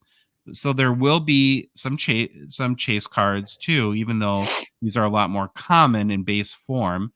And as a side to OV, other key players on the checklist include Patrice Bergeron, Sidney Crosby, Patrick Kane, Johnny Toews, Jonathan Taves, Steven Stamkos, Nathan McKinnon, to name a few. Interestingly, though, guys, there's no McDavid, there's no Austin Matthews, Jack Hughes, no Connor Bedard. So I'm wondering if this will be in Series 2 as well. Yeah. And we'll see some of those names then. So a lot to kind of break down here too. But let's just start overall with, is this a idea or concept that speaks well to us? Like, do you like the idea of these Young Guns renewed? We'll start with you this time, Phil. I like different. I like change. I don't particularly like the card that is shown on the screen. It's an Alexander Ovechkin Young Gun rookie with like a really cool graffiti background behind his famous Young Gun pose. I think if the design was different, I might like it. I just don't personally like this. I like the attempt. I like how they're kind of common and they have exclusives in high gloss. If you're looking for a financial thing, I don't think they're going to take off financially. I think it's going to fall under how they just do parallel retro of the existing Young Guns. As a big collector of Ottawa Senator cards, nobody really cares about those. I think this will fall under that same tree. Okay, yeah. So are you not like a street art fan? Because I would. Are they all going to be street art? Well, there's one artist, Luke the Cardist, did all 50 of them. Okay, so and they're all this style? Yeah, he's going to have his own style, of course. Yeah, like that graffiti type. I'm not a particular... I think it's cool, and I get why someone else likes it. I personally don't like it. It's a little... Yeah. Okay. It's too messy. What about you, Dave? Do these speak to you? I love this card. Good. That's good. I'm glad. Good. So, I mean, you know me and Phil don't agree on some of the card designs. I'm really into weird cards. I love the Fanimation cards. I love the 16-bit cards. I super nerd out, super geek out for those cards. So this card, to me, I love this card. I love the design of this card. I love the graffiti background. It's awesome. I'm depressed that it's common. That they're so common. I wish this was a harder chase. I do like that at least they're putting a number version in and a high class version in for this card, because then it does give you a little chase. Or I would not go out and buy these unless I was like, you know what, this is pretty cool. I'll collect the set. It was kind of like the really weird UD portraits that they did. Those funky ones. I love those. I want the whole set, so that would probably be the same thing. You'll probably be able to pick these up for pretty cheap because they're going to be so common. So I guess that part's nice. And then if you want to add something to your collection that has a little bit more value, then you go after one of the numbered versions. But a good set to finish, Dave. I'm a big fan of this design. Love it. Love it. If you've gone to Luke the Cardist Instagram, he does some pretty cool stuff. And I would recommend anyone going to check that out in advance of buying 2024-25 Series 1, because you're going to get 3 of them at least, unless you get like a number parallel 2 in your box. Okay, so here's a question for both of you. What sells for more? A super short print Outburst retro or one of these Young Guns renewed high glosses? Outburst. No, I think the high gloss will sell for more. Whoa, let's bet a card. I think there'll be more than 10 copies of the Outburst. Yes. I bet you there'll be maybe 30 to 50 copies of a player for the Outburst. But the Outburst And have so bigger players. there's going to be a lot. There's going to be a lot more of them to go around. Whereas I think these, they'll, they're limited to 10. There's 10. There's only 10 copies. I think they'll go for more. They're not gonna be like, they're not gonna go for as much as their normal Young Guns, obviously. I don't think either are going to be high. I think we're going to be we're debating low mid-range cards here. Yeah, that's what I'm saying. Like don't buy the first copy. Yeah. Wait 6 months and get back to us. Yeah, because in 6 months these things will be going for pennies on the dollar. So yeah, they'll be covering the cards that get mailed to you, right? There'll be the outside sandwich in. Exactly. My cardboard stock. Well, when we have you on later down the road, Dave, we'll check in on this and see who's a better. Bring your broadsword, sir. All right. Lastly, I did want to close out our 2024 Series 1 Young Guns combo by briefly going over the Young Guns canvas checklist. Pack odds to hit a Young Guns canvas in Series 1 are 1 in 24. They're basically one in every other box. There is a black and white parallel again this year that are much tougher. 1 in 144 pack odds, so 1 in every 12 hobby boxes. There's 30 Young Guns or 30 players on the Young Guns canvas checklist. Remember, there's 50 total base Young Guns, so that's a little bit pared down for canvas. There's kind of 12 or 11 key names that I picked out: Maverick Bork, Josh Doan, Cutter Gauthier, Gavin Brindley, Owen Zellweger, Logan Stankoven, Jesper Wallstedt, Lane Hudson, Matt Rempe, Liam Ogren, and Frank Nazar. Pretty much, close to the regular Young Guns checklist. The canvas Young Guns checklist card is Josh Doan and Owen Zellweger. I think it was Logan Stankoven and Cutter Gauthier on the base Young Guns. Yeah. If that's matters to people too. And the thing that I always want to remind people about Young Guns canvas, it's really important to remember, kind of some similar to what you were just talking about, Dave, about jumping the gun when these sets come out. You guys got to remember, when a new flagship product comes out, the Young Guns canvas cards always sell for more than the base Young Guns. But 3 months down the road, that flips. I don't know why that is. It's so strange. It is strange, but don't overpay. It's the for wow Young Guns factor. canvas, because the canvas card is a bigger wow. So in hand, it's like, whoa, I need that. And then you snap. And it's a cooler design. I have a theory as to why, and why it happens like 3-4 months down the road. It's the whole grading factor, because the Young Guns canvases have such huge gem rates that sort of overtakes the tougher pack odds to hit. Yeah. Josh, you're bang on. I think that's exactly it. Yeah. That's awesome. Mm-hmm.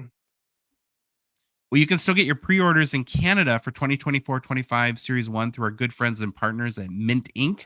Right now, pre-sales are about 150 Canadian. Lou, you got U.S. pricing on there.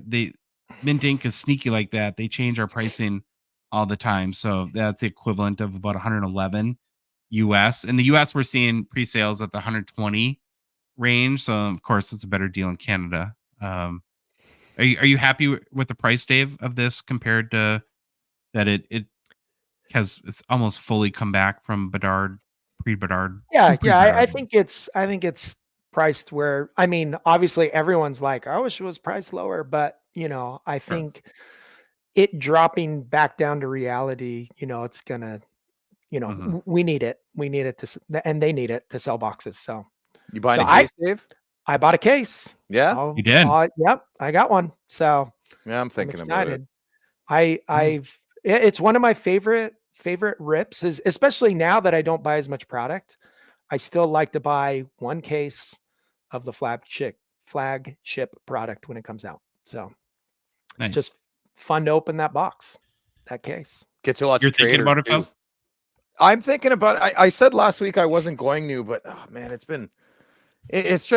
flagship. How do you not? You got it. A box or two, and I'm going to be mad I didn't buy a case and didn't get my free box. And, yeah. Well, I can't wait to talk to Billy about the video game cards that are a big part of the set, and there's going to be a lot of those in there. So what are these video game cards? I'm not familiar with this. Well, the first thing I'll tell you is you should probably tune in to our 2024-25 Series 1 live show with Billy Cilio on Wednesday, starting at 8 o'clock Central. That'll be 6 your time out in California, Dave, and we'll talk about it there.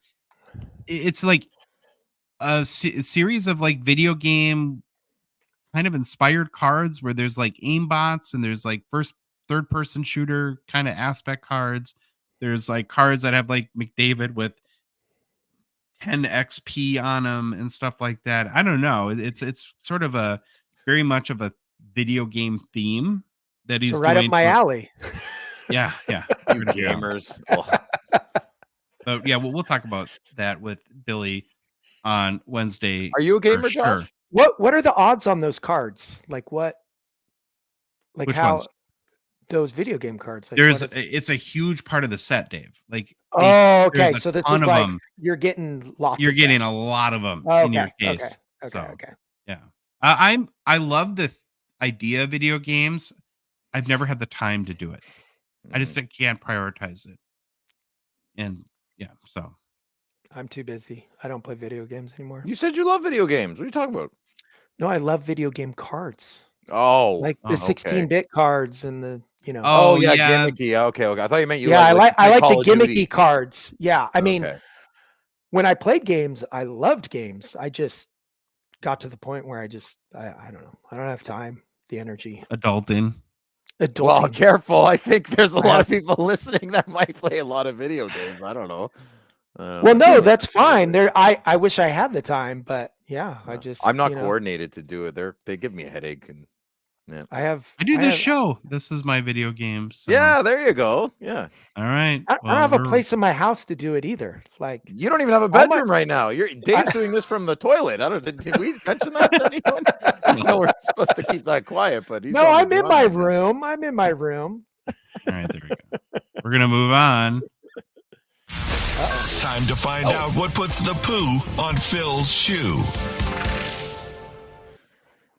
Lots of things. Phil's ready to get all in his hobby feels once again. Share with us. Got him irked this week in this famous hobby rants. And remember, Dave, these ramps are slightly dangerous to the good people here at the Hockey Cards Gongshow Podcast. So we had to get our lawyers involved. They were pretty adamant that we end this whole deal. There's a lot of back and forth. There's some crying, mainly Phil. And we finally settled on keeping the segment because we do feel it's important. But we did have to concede to our legal advice to protect ourselves. That's important too. From the potential harm we know Phil will probably instill on us and likely will instill on us today when he gets all worked up, shakes his hands, and blacks out, as you'll see in a second. With that said, we'll play our little disclaimer and then we'll turn it over to Phil for what puts the poo in Phil's shoe. His opinions expressed in this rant are his own thoughts and do not reflect necessarily the opinions of the Hockey Cards Gongshow Podcast. We're not even sure he knows what he's saying as he gets excited and his hands start to wave and then he pretty much blacks out. He's also mean regarding Josh's personal pickups and finally, he doesn't even know how many provinces there are in the country he lives in. Okay. Phil, the floor is yours. I don't like how accurate that is. All right. Hello, hobby family. How's everybody doing? So this week, Josh put up it's poo on my shoe, and you guys said earlier poo in my shoe. It's on my shoe, so I can wipe it off. Oh yeah, I'm sorry. That's okay. This week's more in the middle. I'm trying to do. I feel like I'm coming across as a very negative person, and I'm actually an extremely positive person. I'm just loud and have strong opinions, but I'm trying to do something a little different today, so we'll see how it goes. It's glowing my flow with a little bit of poop on my shoe. So here we go. PSA hosts an online event called Q&A 1010 Day. It's about 40 minutes long with a wallop of information from representatives at PSA and President Ryan Hoge. He takes questions from folks online. So I have they had one this past week, and I have summarized the 40 minutes into this oral presentation to save the good listener time. So I shall forward the summary now. Okay. We're expanding our offices into Texas, says Ryan Hoge, president of PSA. What does that mean, Phil? You might ask. I have no idea, good listener. He didn't say too much about it. It was mentioned that eventually you would be able to do card drop-offs card drop-offs in Plano, Texas. When I heard that, I went phew. If there's two things that hockey fans have been waiting for, it is definitely for Quebec City to get their Nordiques back and for Plano, Texas to be the card grading capital of the world. What an announcement. Riveting. You know, I apologize. You know, they're also opening up offices in Ontario, Canada. Again, not too sure what this means, but it definitely shows that the PSA train is not stopping. They're innovating and expanding. PSA is going hard with these drop-off events as well. The plan is to expand drop-off events significantly in 2024. The goal is to make it easier for collectors everywhere, says Ryan. That is fantastic. Making things more accessible to a service that most collectors want is a good thing. So that's awesome. This is where you bring your cards to PSA like you're dropping off your dry cleaning. Whammo, Dunsky, possibly graded on site with no mailing necessary. I don't know about you, but I like to keep my card grading a mystery and the virtue of patience. I love waiting for my card. So I'm not sure if this drive-through dry cleaning is good. Am I the only one that thinks sending in a box and waiting weeks is part of the fun? I like waiting months myself. It's like waiting for that overtime shootout goal. Sure, it takes forever, but there's a small thrill of wondering, will it be a graded a 10 or a 6? I don't know, but it's really exciting waiting for those grades. Dropping off cards, where's the suspense? It's actually turning into a drive-through. What's next? A PSA window where you get bedarded with a large fry and a young gun? Flow lines conversation took center stage of this Q&A. Let's talk about these flow lines in the slabs. If you don't know what the flow lines are and what they're talking about, don't worry. Nobody else in the conversation did either. Apparently, there are lines on the back of the slab that can get more easily scratched on the slab. So Ryan Hodge said they've listened to the feedback and they fixed the issue. Well, good. You solved a problem that didn't bother a lot of people, but a little group, and that's good that you folks listened. That's awesome. And yes, die cuts also came up. You know what die cuts are. They look like Drew Doughty took a bite out of a hockey card. PSA is now using some type of laser technology to case these things, making it look like the card is floating. It's actually very, very cool if you can take a look, because you can see now with our existing slab, you can see the outline of the plastic. The example they provided, it actually does look like they're floating, which is great. So they've added laser cut inserts that create the illusion of the card floating, Ryan says. Well, it's about time, PSA. It's about time you hired sharks with frickin' laser beams to work at your corporation to float center our cards. This is something I can definitely get behind. Our sharks have laser beams. Frickin' laser beams. The Yeah, PSA they're hands. is also what I consider eBay's basement. Here's something for the digital age. PSA is expanding their vault program so you can store your cards without having them in your actual possession. By the end of the year, you'll be able to list your vault items directly on eBay. That's pretty cool. You can now sell your cards online without even touching them. This is great news for the card bro flipper, but not that big of a deal to most of us. I understand why this feature has its benefits, but I personally like my cards like my chocolate dip donuts, within a hand's reach and immediately, in that order. And then there's a bit of a letdown. The subgrades that seem to have taken main topic as the night went on. Someone asked Ryan if PSA is going to offer subgrades, and he shuts it down faster than a 2-on-1 against Linus Ullmark. We're not adding subgrades, Ryan flatly said. Just like that. It's like the ref calling offside, and you're standing there wondering why. He did throw us a little bone, though. We are working on graders' note. It's unfortunate making graders' notes public is not more of a priority. That truly baffles my mind. I thought the entire point of Q&A was for the office people to hear out the people on the front lines. That's us. That's you. That's me. I really don't understand why graders' notes is such a taboo topic for PSA. It would be quite respectful, I believe, to the card community to provide bare minimum some context as to why graders' notes wouldn't work. If you're not going to give us graders' notes, maybe a little explanation as to why not providing them is better for the community. I'm confused. I'm pretty sure they are adding grader notes for their new comic book division, so this really is a lot more confusing. I'm just providing the information. AI grading.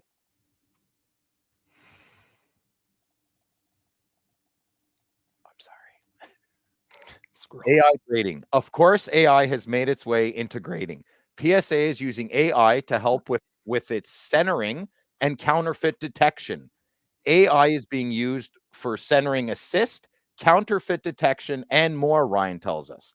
Well, if that doesn't make you feel better about your submissions, I don't know what will. It's like saying, hey, don't worry, we got robots doing this now, but we're still in charge, the humans of the robots. I want the robots in charge, not the humans.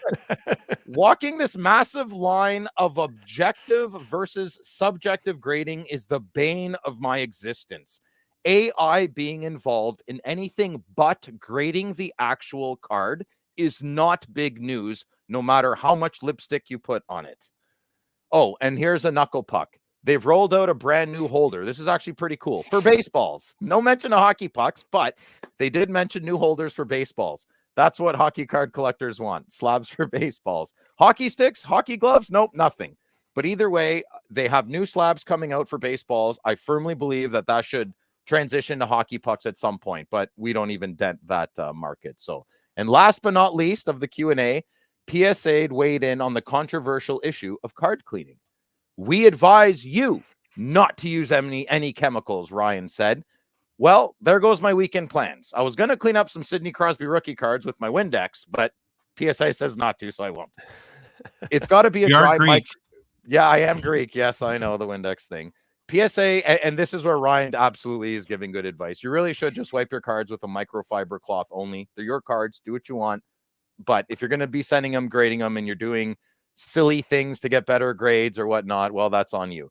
So that's on the probably of the better side of advice. Don't mess with your cards, especially if you're planning on selling them, guys. So in the end, PSA is trying to keep up with the game, expanding, fixing slabs, pushing new programs. I very admirable, but in the end, it still feels a little bit like that third period scramble. It's a bit hectic, and will it really make a difference? Only time will tend.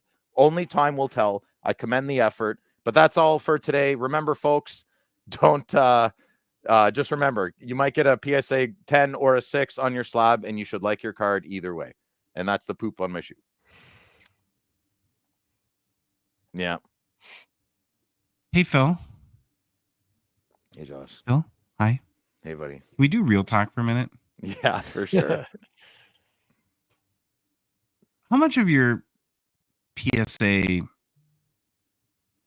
focus has been as a result of that 30 card submission that you sent in and got only 3 PSA 10s? I would say 95%. 5% I knew it. 95% because the 5% I turned a blind eye. Just like the business of sports, okay. I'm being ignorant.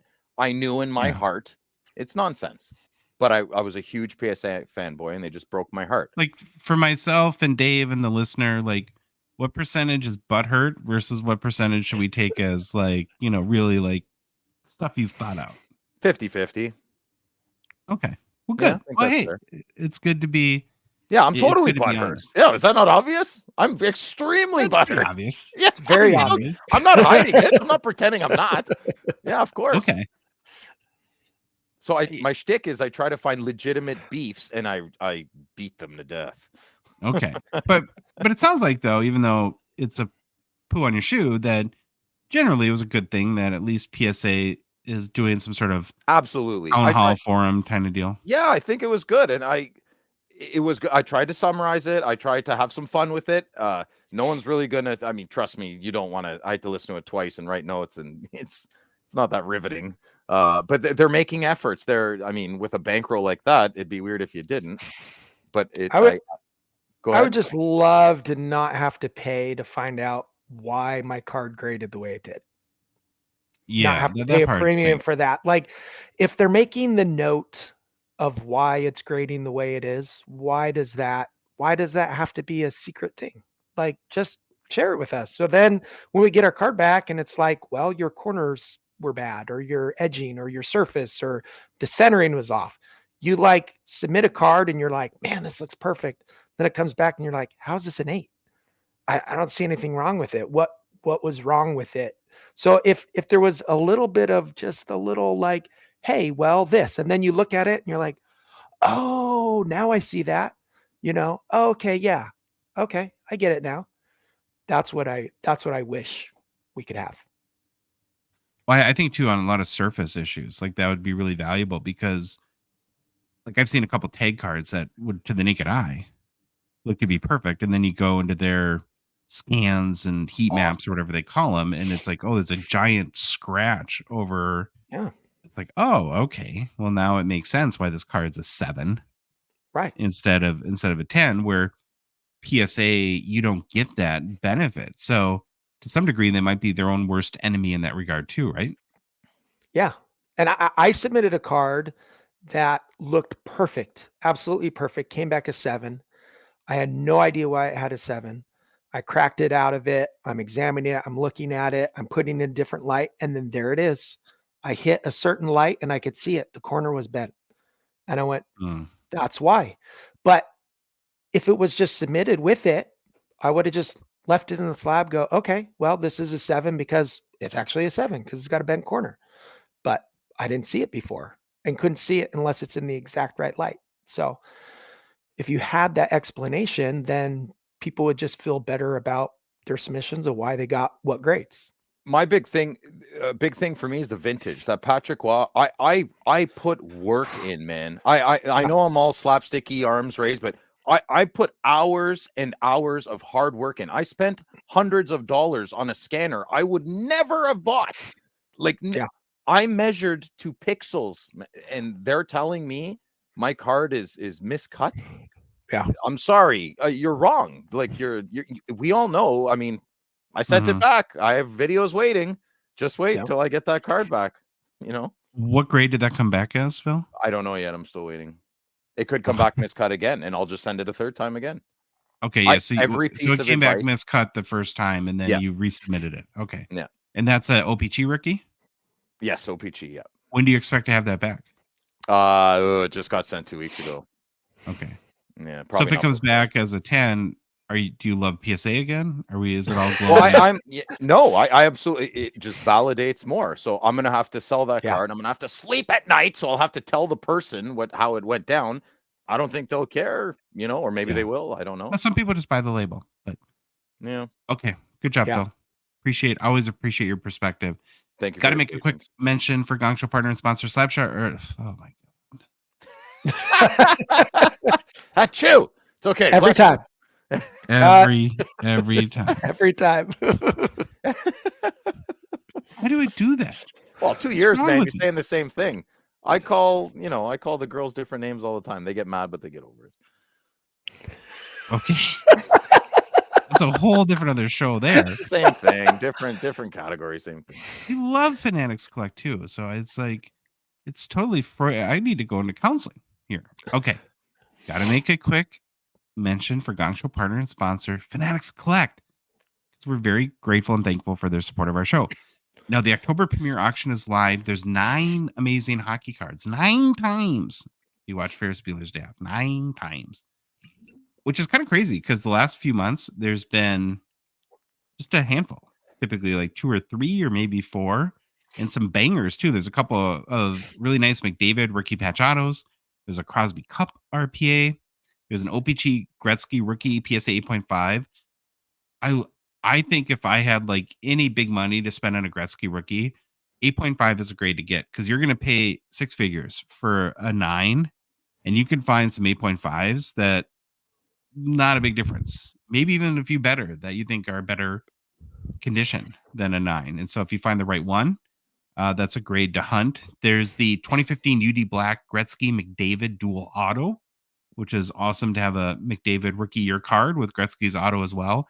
That's out of 5. It's a BGS 9.510. There's an OV Future Watch Auto BGS 1010. That's pretty sweet. If you're a vintage guy, there's a 1958 Topps Bobby Hull PSA 7. There's a 1966 Topps USA Test. So the rare Bobby Orr PSA 6, and just some really nice cards in the auction for sure. Any of those like speak to you guys? Like right out of the gate? Love the app. The app's great on my phone. Yeah. It's really slick. Can I ask a question? Maybe it's a stupid question, but maybe not. No. So the Wayne Gretzky is a PSA graded card. Yep. 8.5. Yep. I didn't know PSA did half grades. Not often. They but do up until 9. So there's no 9.5. It goes 1, and then there's a half grade all the way up, and then but there's no 9.5 grade. It just goes 9 or 10. Is that for older cards or modern cards too? Modern cards too. Really? Yeah, you'll How see it many- more with vintage cards. Okay, because I've never gotten a half grade. And I've submitted a lot of cards for grading.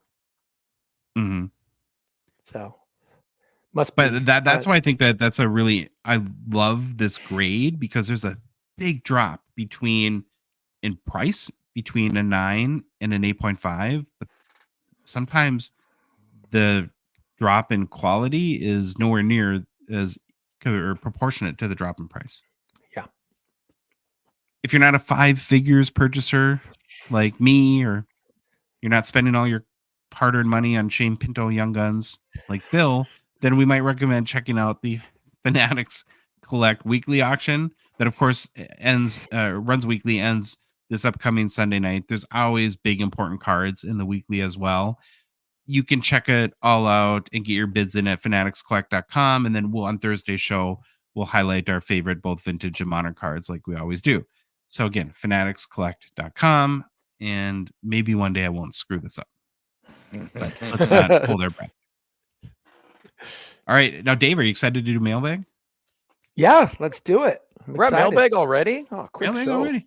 No, you've asked your fair share of mailbag questions, so now I you're on the have. other side. Yeah. Yeah, So Dave, hopefully you and all your I questions to me. Ridiculous. hopefully Okay. I know some answers. I don't know. We'll see. We'll see. Discord, CT Hockey 913 exclamation point. Very excited. He's a great guy. Hey guys, wondering if you could talk briefly about the history of one-of-one Young Guns. I thought Upper Deck had started one-of-one Young Guns with the Bedard year, which would be the Outburst Gold. However, I came across a Brad Marchand Young Guns 101 eBay from the 2009 set. Any info on this would be great.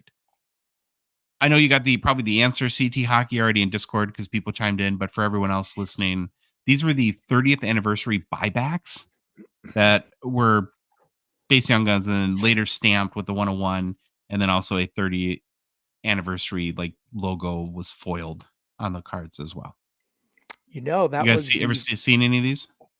that was the first 1-of-1 card I ever pulled. Was a Really? buyback 1-of-1. Of who? Yeah. Eddie Belfour. You want to see it? What? The Eagle? Yeah. Eddie the Eagle. Wow. Look at this. You have in front of you? Hang on, let's see if I can Get get it. out of here. Well, that's cool. So I pulled this in a 1920 Series 1 box. Wow. What? Series 1? Is that Jack Hughes year? Yeah. And Series that's a 1? 101. Yeah, 101. You can see the stamp right there in the corner. I don't know my glasses on them. I believe you, though. That's crazy. Can you bring Right that to Toronto? Sure. I'll bring Yeah. it. I'd love Pretty to see sweet, that. huh? That is Why do you sweet. want him- That's why I might want to trade for it. Oh. So I You've pulled. showed. Oh, I was just gonna say, Dave, real quick, that Phil, you showed a number of cards today. None of them as cool as that. So I agree. that is by far cooler than my card. Oh, you're trying to get me, but man, I don't work that way. That doesn't work on me. All right. What was awesome about that box, I have to give you a little quick story. So Chandler, my nephew, who you all know Yep. and love, has been Yep. trying to pull the Jack Hughes Young Gun the real way. He refuses to buy it. He has pulled 49 of the 50 Young Guns and many multiples. He cannot way. pull the Jack Hughes, and he keeps buying boxes. He keeps buying boxes. He keeps buying boxes. We went to Burbank Card Shop and we walked in, and they had one box of 1920 left, and he let me buy it. And I pulled this 1-of-1 card. I pulled an Adam Fox and a Jack Hughes Young Guns in that same box. No Wow, way. you're the best uncle ever. He was so mad. Yeah, but you gave him the Hughes. No? I didn't? No. Oh my God, you're the worst Gotta earn uncle it. ever. You're crazy. I gift him a lot of cards. I've gifted him a lot of Tyler Toffoli cards. That's his PC guy, and Dave, I bought him a lot of. Just when you think you know somebody. That's Look, crazy. look. He wants to pull it himself. He doesn't All want right, help. all right. So he continues to hunt. He still, to this day, has not pulled it, but All he's right. hoping to soon. But yes, he has Well, he's not not pulled ripping that. that at Rip Party. That's not Rip Party material. No, Oh, I Chandler. guarantee you, Chandler's going to be buying boxes of that at the Oh, expo my to try to goodness. pull it finally. Yep. Instagram, drop the puck cards. If you could only collect one of these 2 insert sets for the rest of your life, and these would be the only cards you would ever own, which one would you choose? It's either 2015-16 Full Force Thermal Threats or 2023-24 Metal Universe Constellations. You got the picture there, Louis?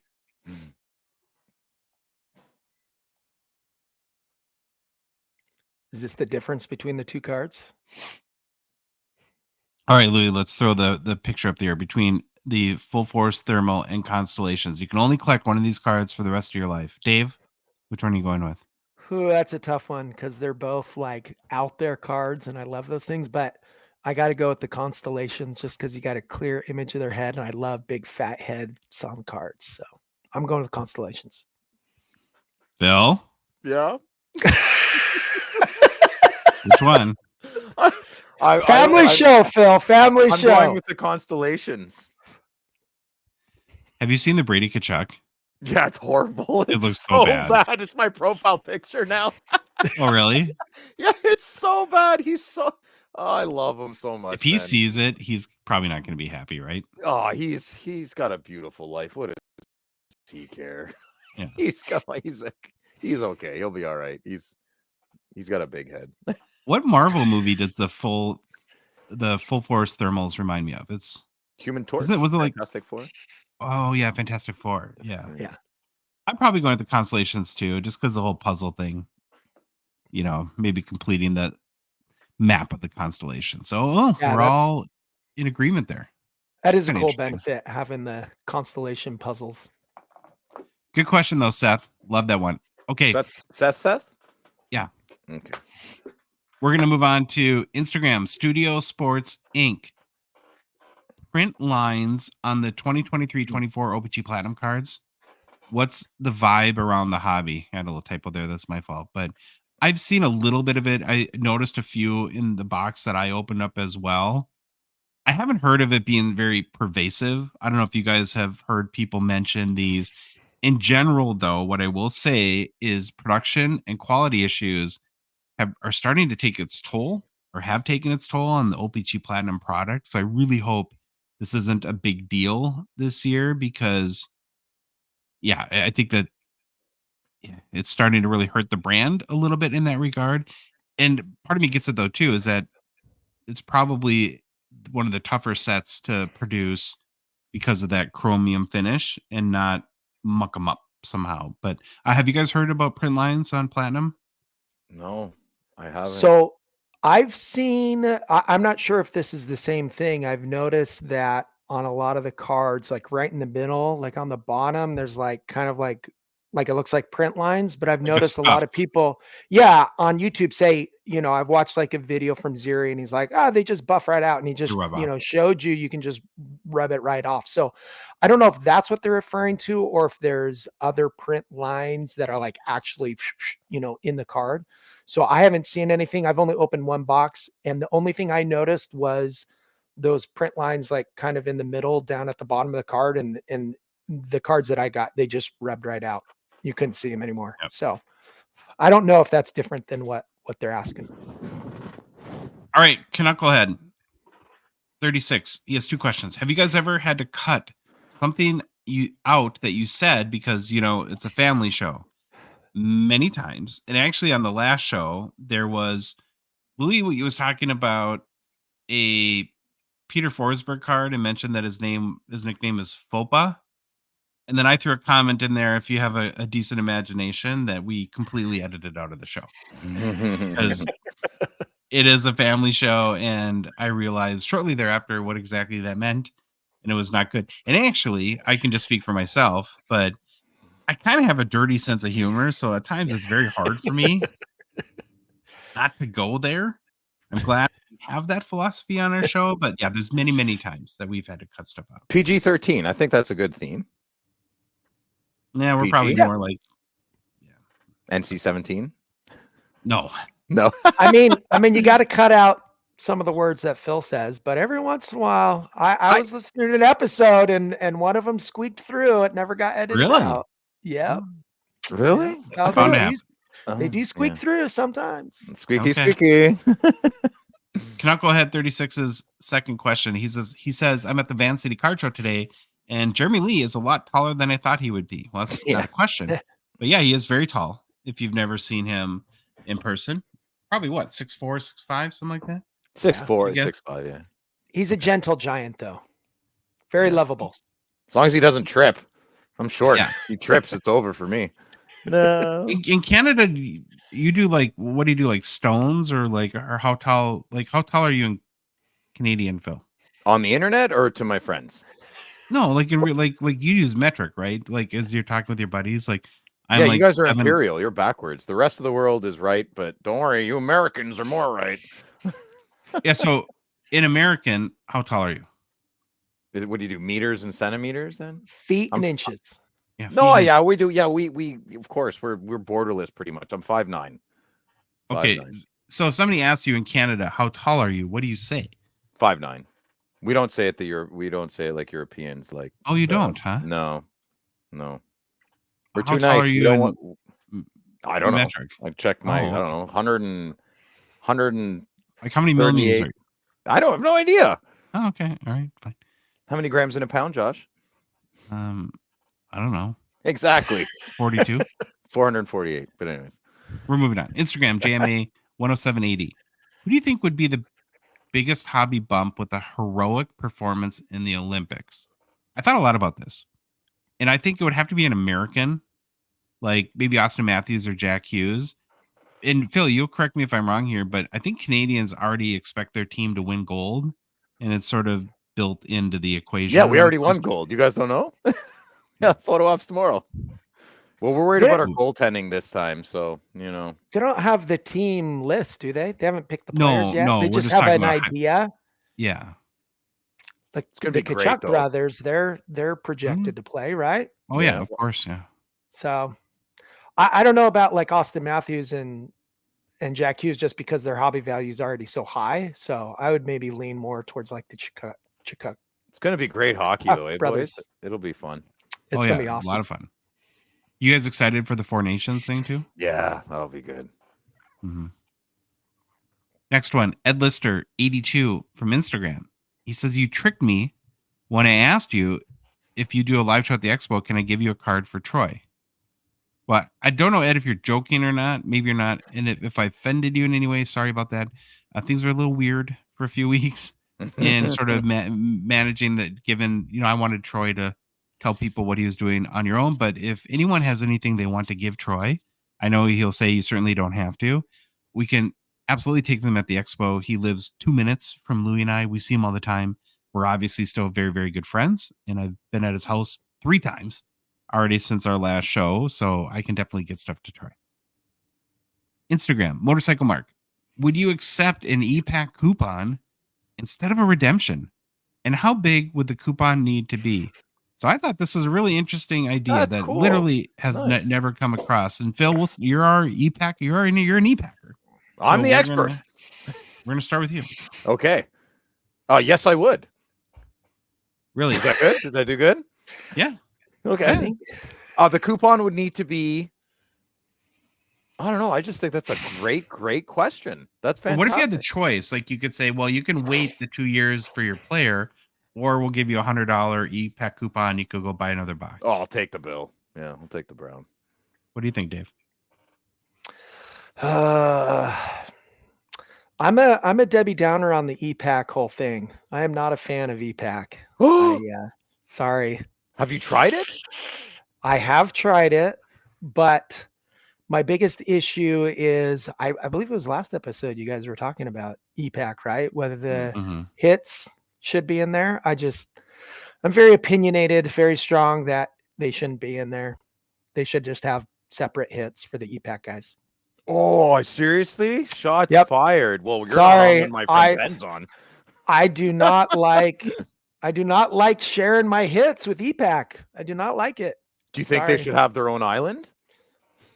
Should they Yeah. have their own country, Dave? Is that where That's we're going right. with this? That's right. Put them all on an island together. Lord of I'll the bring them their Flies food. for I'll fly it EPAC. in and I'll come back. Yeah. All right. I mean, I understand. I understand why they have it, but Mhm. It's not your jam. It's not your jam. it's not my jam. I tried it once, and I don't know. I want to touch the cards. I want to feel them. He's a I tangible don't want- man. I don't want to click the button. Okay. Would you guys still PC your PC player if they switch team?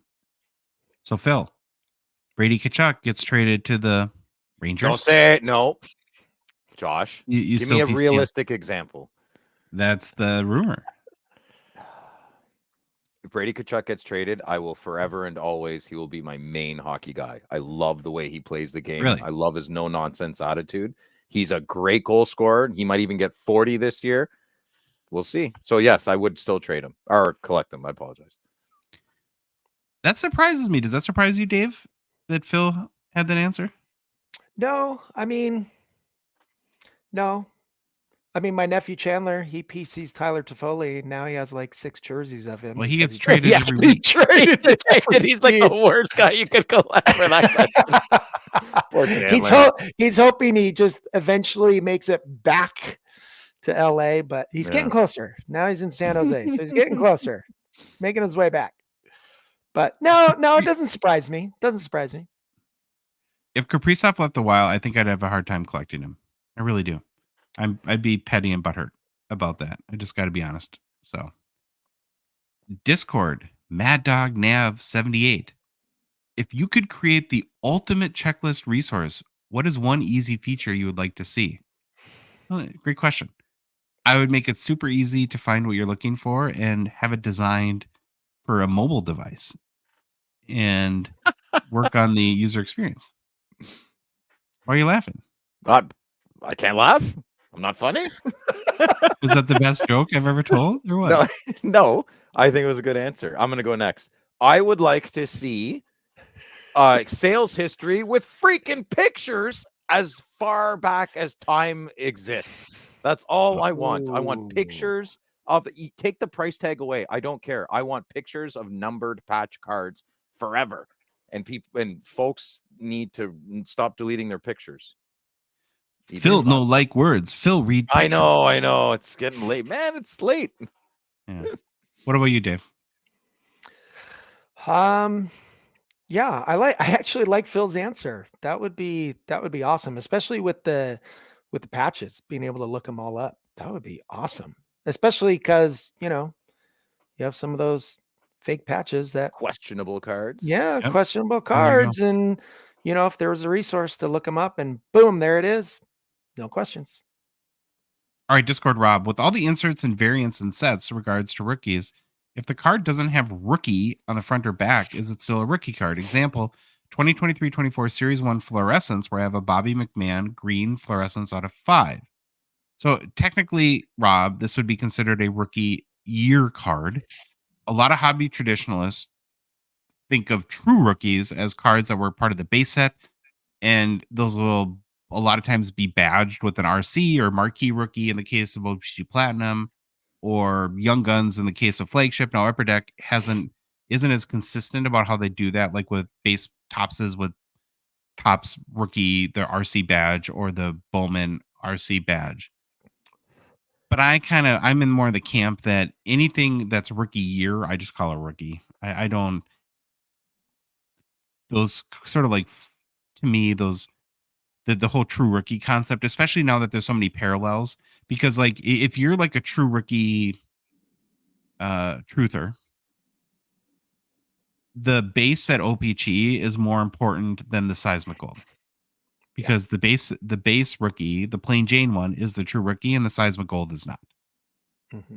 But we know that's not how the hobby sees it at all. Do you guys have an opinion on this? Phil, you look like you're gonna. I'm a hypocrite because it's you know, I think if the card is printed in the player's rookie year and it's licensed, any card is a rookie card. But as soon as you were reading this question, I was going to say, well, the fluorescence isn't a rookie card, so I'm a hypocrite. You know, I'm contradicting myself. What about you, Dave? I think it's a rookie card. I think if it's printed in their year, it's a rookie card. I mean, heck, even the young. I know Young Guns means rookie, but it doesn't say rookie anywhere on the card. It's a rookie card. So I think if it's printed, it's their rookie year. It's a card in the set. It's a rookie card because you look at the fluorescence. There's all kinds of variables and all kinds of variables of all the cards for that particular player.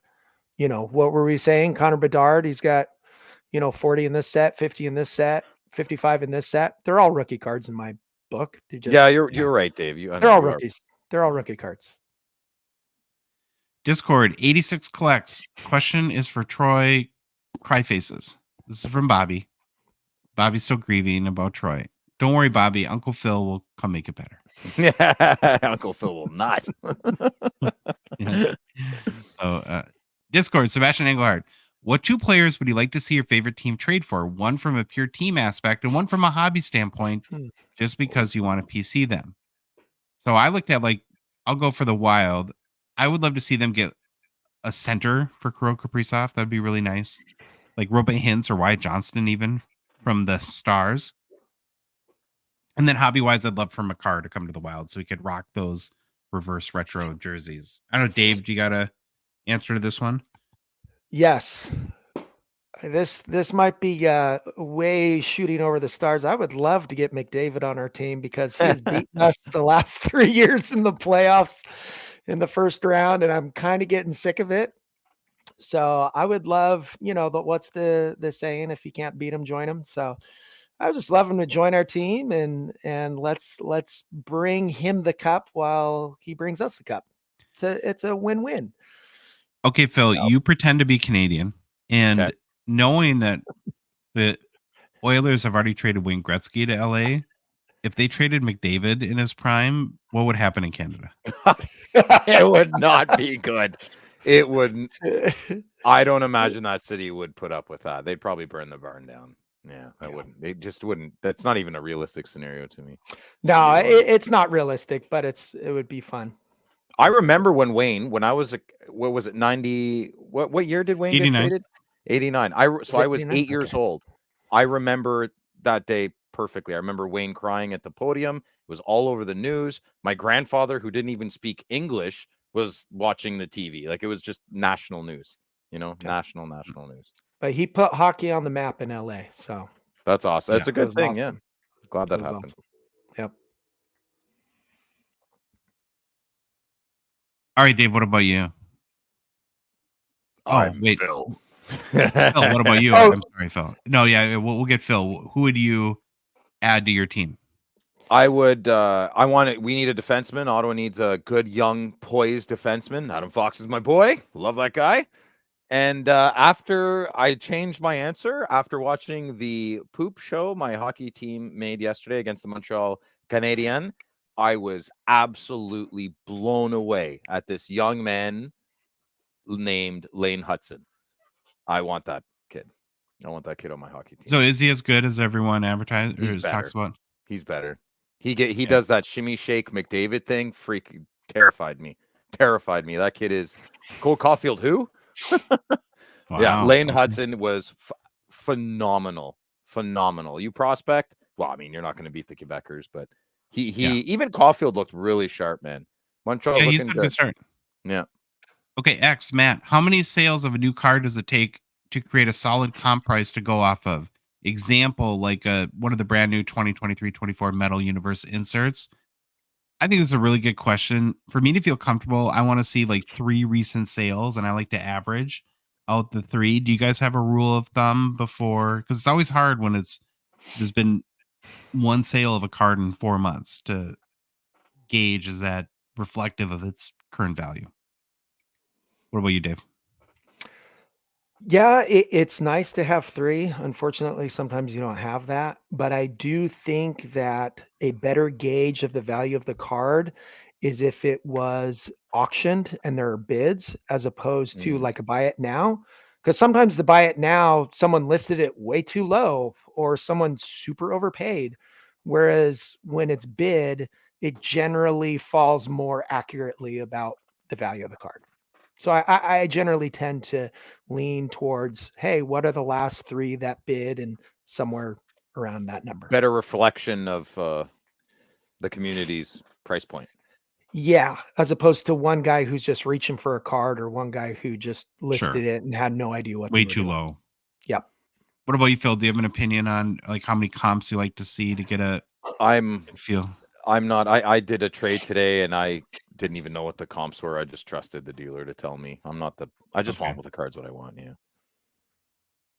Next question from X and Tyler. He says, do you have any PC that is not just like NHL team or player based? He says, for example, I'm working on all the young guns for USA World Juniors alumni. Oh, that's cool. I don't. Yeah, I thought this was a really cool idea. I don't have a PC or like a set like this, but it kind of got me thinking along these lines. Phil, have you ever collected anything like that, like Tyler's doing? Well, ironically, I do. I collect all left-handed defensemen with players' name that starts with P before 1984. Yeah. That's so random. What? No, you're lying. Of course I'm lying. No, I think that's cool. I think that's neat that he's doing that with the young guns for the American World Juniors alum. That's a great idea. No, I don't. Not off top. What about you, Dave? I collected when I was a teenager. I was really into baseball, and my favorite player was George Brett, third baseman for the Kansas City Royals. No kidding. Yeah. And so I actually still have all the George Brett cards that I collected and were gifted by my brother from the time that I collected him. So I've got not a ton, but maybe like 20 cards of George Brett. Nice. So that's pretty much the only thing non-hockey that I have a PC of. What about you, Josh? No. Another hot take. Baba Louie hobby. Baba Louie. You can't steal Louie's hot takes here. Eh? Don't do that. That's just for him. Facebook, Ryan Shaw. Will we ever see another company like Panini or Topps get back into the hockey card game? Absolutely. I think these things are cyclical in nature. And like right now, the cycle is for exclusive agreements. And I don't know if it'll be 5, 10, 20 years from now, but things always seem to change. And at some point, I assume the leagues will want multiple people to be producing products for their license. What do you guys think? What do you think, Dave? Yeah, I think that would be awesome. I mean, competition definitely is a good thing. So I would like to see it, as long as there's not a split where like you can only pull this player's auto in Upper Deck or Topps, or they get the auto licensing. I don't like that kind of situation, but if having multiple companies produce cards, I don't see that would be a bad thing. Yeah, I think that's killing basketball and football, right? Victor Wembanyama, you can either get a rookie in a Spurs jersey or you can get a rookie auto. You can't get both. Yep. Really? Yeah, it's because Fanatics has the auto license and Panini has the team license. Okay. Unfortunately, that's what I fear the future to be. Phil, what do you think is going to happen? Do you think that there'll be multiple manufacturers that hold the license, or will it always be exclusive? I want multiple manufacturers. I don't think that's coming anytime soon. And I think that's okay too. I'm a big Upper Deck fanboy, so I think they can keep I think they'll fight to keep that license as long as they can, right? For sure. Probably. Yeah. Facebook, Ryan Shaw, he asked top 10 hockey card shows in the country. Well, I think it's going to greatly depend on the country, Ryan. Here in the U.S., and I thought a lot about this, the only decent show I could think of for hockey is the National, and even decent is the most appropriate word. Dave, are there in the West Coast, are there any what you'd consider good hockey card shows? No. Yeah, I mean, I went to, you have to realize I have only been to the Toronto Expo. And then I ended up going to the Burbank show, Which is the and big California show now. Yeah, it which looks is the big awesome. California show. And I estimated probably about 300 tables there, and maybe less than 10 had hockey cards. No. It was very, very, very low. So if you're looking for hockey cards, you're not gonna find them at a show in And California Dave, that I know of. are they I always think like, well, those guys won't know hockey, I'll get good prices. That might not be the case, right? So there was one table that was just hockey. There was the only thing that had. The ones that did have hockey was mostly other sports, and then they'd have a sprinkling of hockey. And the one table that had all hockey, it was actually seemed pretty high. Like the cards Okay. were pretty high, and I spent some time and I looked at some cards, and I didn't negotiate prices for any of the cards, but maybe partly because I was looking at these and going, these are just really high. Like Yeah, not even worth not to chit chat. Like, yeah, not where are you getting worth your the chit prices chat from? because yeah. So I did end up buying one card from a table that had some hockey, and so, but yeah, But in general, here in the US, it's like no, slim pickings. It's crumbs at slim any pickings. I mean, it, trade show. if you go to Toronto, then you just Yeah, it ruins it. For there's nothing that compares. Yeah. Okay, we'll go to our Canada expert here, Phil. And can you rattle off like a top 10 Canada shows? No, I know the Expo. I know the Ottawa show. Most cities in Canada, like Sylvan's from Moncton. Moncton has, actually, I don't Is that know a if real it's place? Moncton. It is a real place. I don't Moncton know. has its own show once a month. Halifax, Nova Scotia, it has its own show once a month. I'm in Ottawa. We have our own show once a month. Is that You'd like think written into the town charter or something like that? You have to have a hockey probably, card yeah. show once a month? Every morning the mounted police come in Oh, the with Tim Hortons, RMCP or Tim Hortons RCMP? coffee. Yeah, there you go.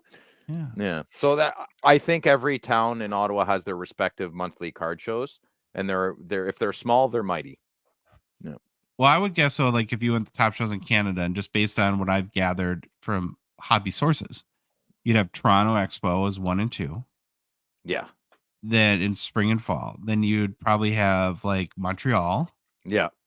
Yeah. Then the Edmonton show, the Van City show. So that's like 5. The Van that City are- ones, I think I brand haven't been new. there, so I can't say anything. Yeah. Well, it's brand new. It just happened this weekend. But Just happened. yeah, there's probably like 80 good shows in Canada and 0 in the US. I think that's the answer to the question. I would love, man, if I won the lottery, I'd take the year off and just travel all the shows in Canada. It'd be great. It'd be my favorite thing. That'd be fun. Yeah. Last question. Facebook, Caleb Smith. What do you think will hold more value over time? This is a great question. OPG Platinum Marquee Rookies, Emerald Surge out of 10. Black Diamond, Diamond Relics, Quad Rookie Gems, Emerald out of 10. Or PMG Green Rookies out of 10. Dave, what do you think? Ooh. That actually is a great question. I know what you want to pick, Dave. I think I'm leaning a little bit towards the Emerald Surge, because I think the PMGs, just the way that they kind of mass produce them, that kind of lost a little bit of some steam. Yeah. And whereas the Emerald Surge still, I feel like, has its power. Pedigree. Yeah. What about So you, I might Phil? have What do you to think? have to go with that. I thought Dave was gonna. I was getting ready to yell because I thought Dave was gonna pick the Black Diamond silliness, but no, Emerald all the way. And I want to pick the PMG Green. I want to pick it, but for So the you same think Emerald reasons- Surge all the way? Yeah, Okay. Emerald Surge all the way. I'm gonna go PMG Green just to be What? different. Yeah, I can. I can do it. You turd. Well, it's personal pickups time. Dave is our guest. We're gonna start with him. All right. Sent to Louis a couple pickups. So Woo! what's the first one? Okay, so the first one is a 1987-88 O-Pee-Chee rookie card of Luc Robitaille at PSA 9. I PC Luke Robitaille. This is the first rookie card that I own of Luke Robitaille. Wow. Yep. How can I PC Luke Robitaille and not own his rookie card? That's crazy, Dave. I know, but I've been really, I don't know. I've been very picky. I've waited a long time, and I was kind of figuring out what I wanted and how I wanted to run my PC and all this stuff. And anyways, this one finally popped up, made an offer, got a great deal. So there you go. Nice. Just got it. Just picked it up out of the mailbox yesterday. Nice. Congratulations, man. Happy for you. Yeah. Thank you. And you got a second card? Got a second card. Okay. So I got this on the Slab Sharks auction. So last week's Slab Shark auction, this popped up. I, hearted it right away. I wasn't sure how hard I was going to go after it. And as it got closer, I started thinking about it. I really like this design. It's a 22-23 stature, dignified, 1/1 patch auto of Luke Robitaille. I like the patch. I really like the card design. I'm generally more of a fan of the horizontal cards as opposed to the vertical cards. Oh, Wait, did I say that right? Vertical cards as opposed to the horizontal? Yeah, vertical. Sorry. Okay. I'm more of a fan of the vertical cards, and this is a horizontal card. So I wasn't sure if I wanted to get it, but I just liked the look of this card, the purple with the black uniform, the auto. His auto's fantastic. The patch looks great. Everything about this, I just liked it. I went for it, put in a bid, got the card for less than I thought I would. So nice. There's a win. Who doesn't like a good Luke Robitaille? Exactly. Luck, Robitaille. Luck. He's the man. He's the man. Baba Louie's got a card. What is it? Let's see it. I do. 2012-13 Upper Deck Black Diamond Ruby out of 100. Mike Madonna in a North Star right sweater. jersey. The right jersey. Just a good card. It was cool. It was affordable. It's not pristine by any means. It's typical Black Diamond quality, but I was sick of not having any PPUs, so it was time to get one. Give Louis his PPUs. He's PPU. PPU. Phil, anything this week? No, I just picked up something today, but I'll show it next week. Okay. Yeah. I don't have anything. I've been sick. I had to go to a funeral 4 hours away yesterday. Had a walk, epilepsy walk, so I've had no time to look at cards. So that's my excuse. I do have a plan for the expo. I'm going to speak this into existence too. I want to get the OV Glow Peachy. Better bring $1,000 with you. Rob you. I have, okay. I have a Roman Yossi you can Glow Peachy you can have if you want. That'll sweeten the. Oh, really? You do? Yeah. Yeah, you want it? Yeah. Wait a minute. You say you drove for 4 hours and you didn't have time? Did you do all the driving? Did Mrs. I did. I did the driving. Yeah. All right. Okay. All right. No washroom breaks in between there, eh? Couldn't. Yeah. Okay, Josh. If you like the episode, please leave a rating review on Apple, Spotify, whatever podcast app you listen to us on. If you love the show, you want to support us, you want to chat with us every day on the Hockey Cards Gongshow Discord server, please consider a $5 a month donation. Join our $1.99 support level tier on Patreon. Link is in the show description in both YouTube and all the podcast apps. It's in our Instagram, TikTok profile. You go to our website, hockeycardsgongshow.com, click on the Become a Patron link at the top of the page, or just go to Patreon's website directly, patreon.com, and search for Hockey Cards Gongshow. Hey, Dave, you might not know this, but we're on social media. We're on Instagram, Facebook, TikTok, Twitter, and YouTube. And boys, the Hockey Cards Gongshow Podcast is a production of Dollar Box Ventures, LLC. Louie, take us out, bud. Bye.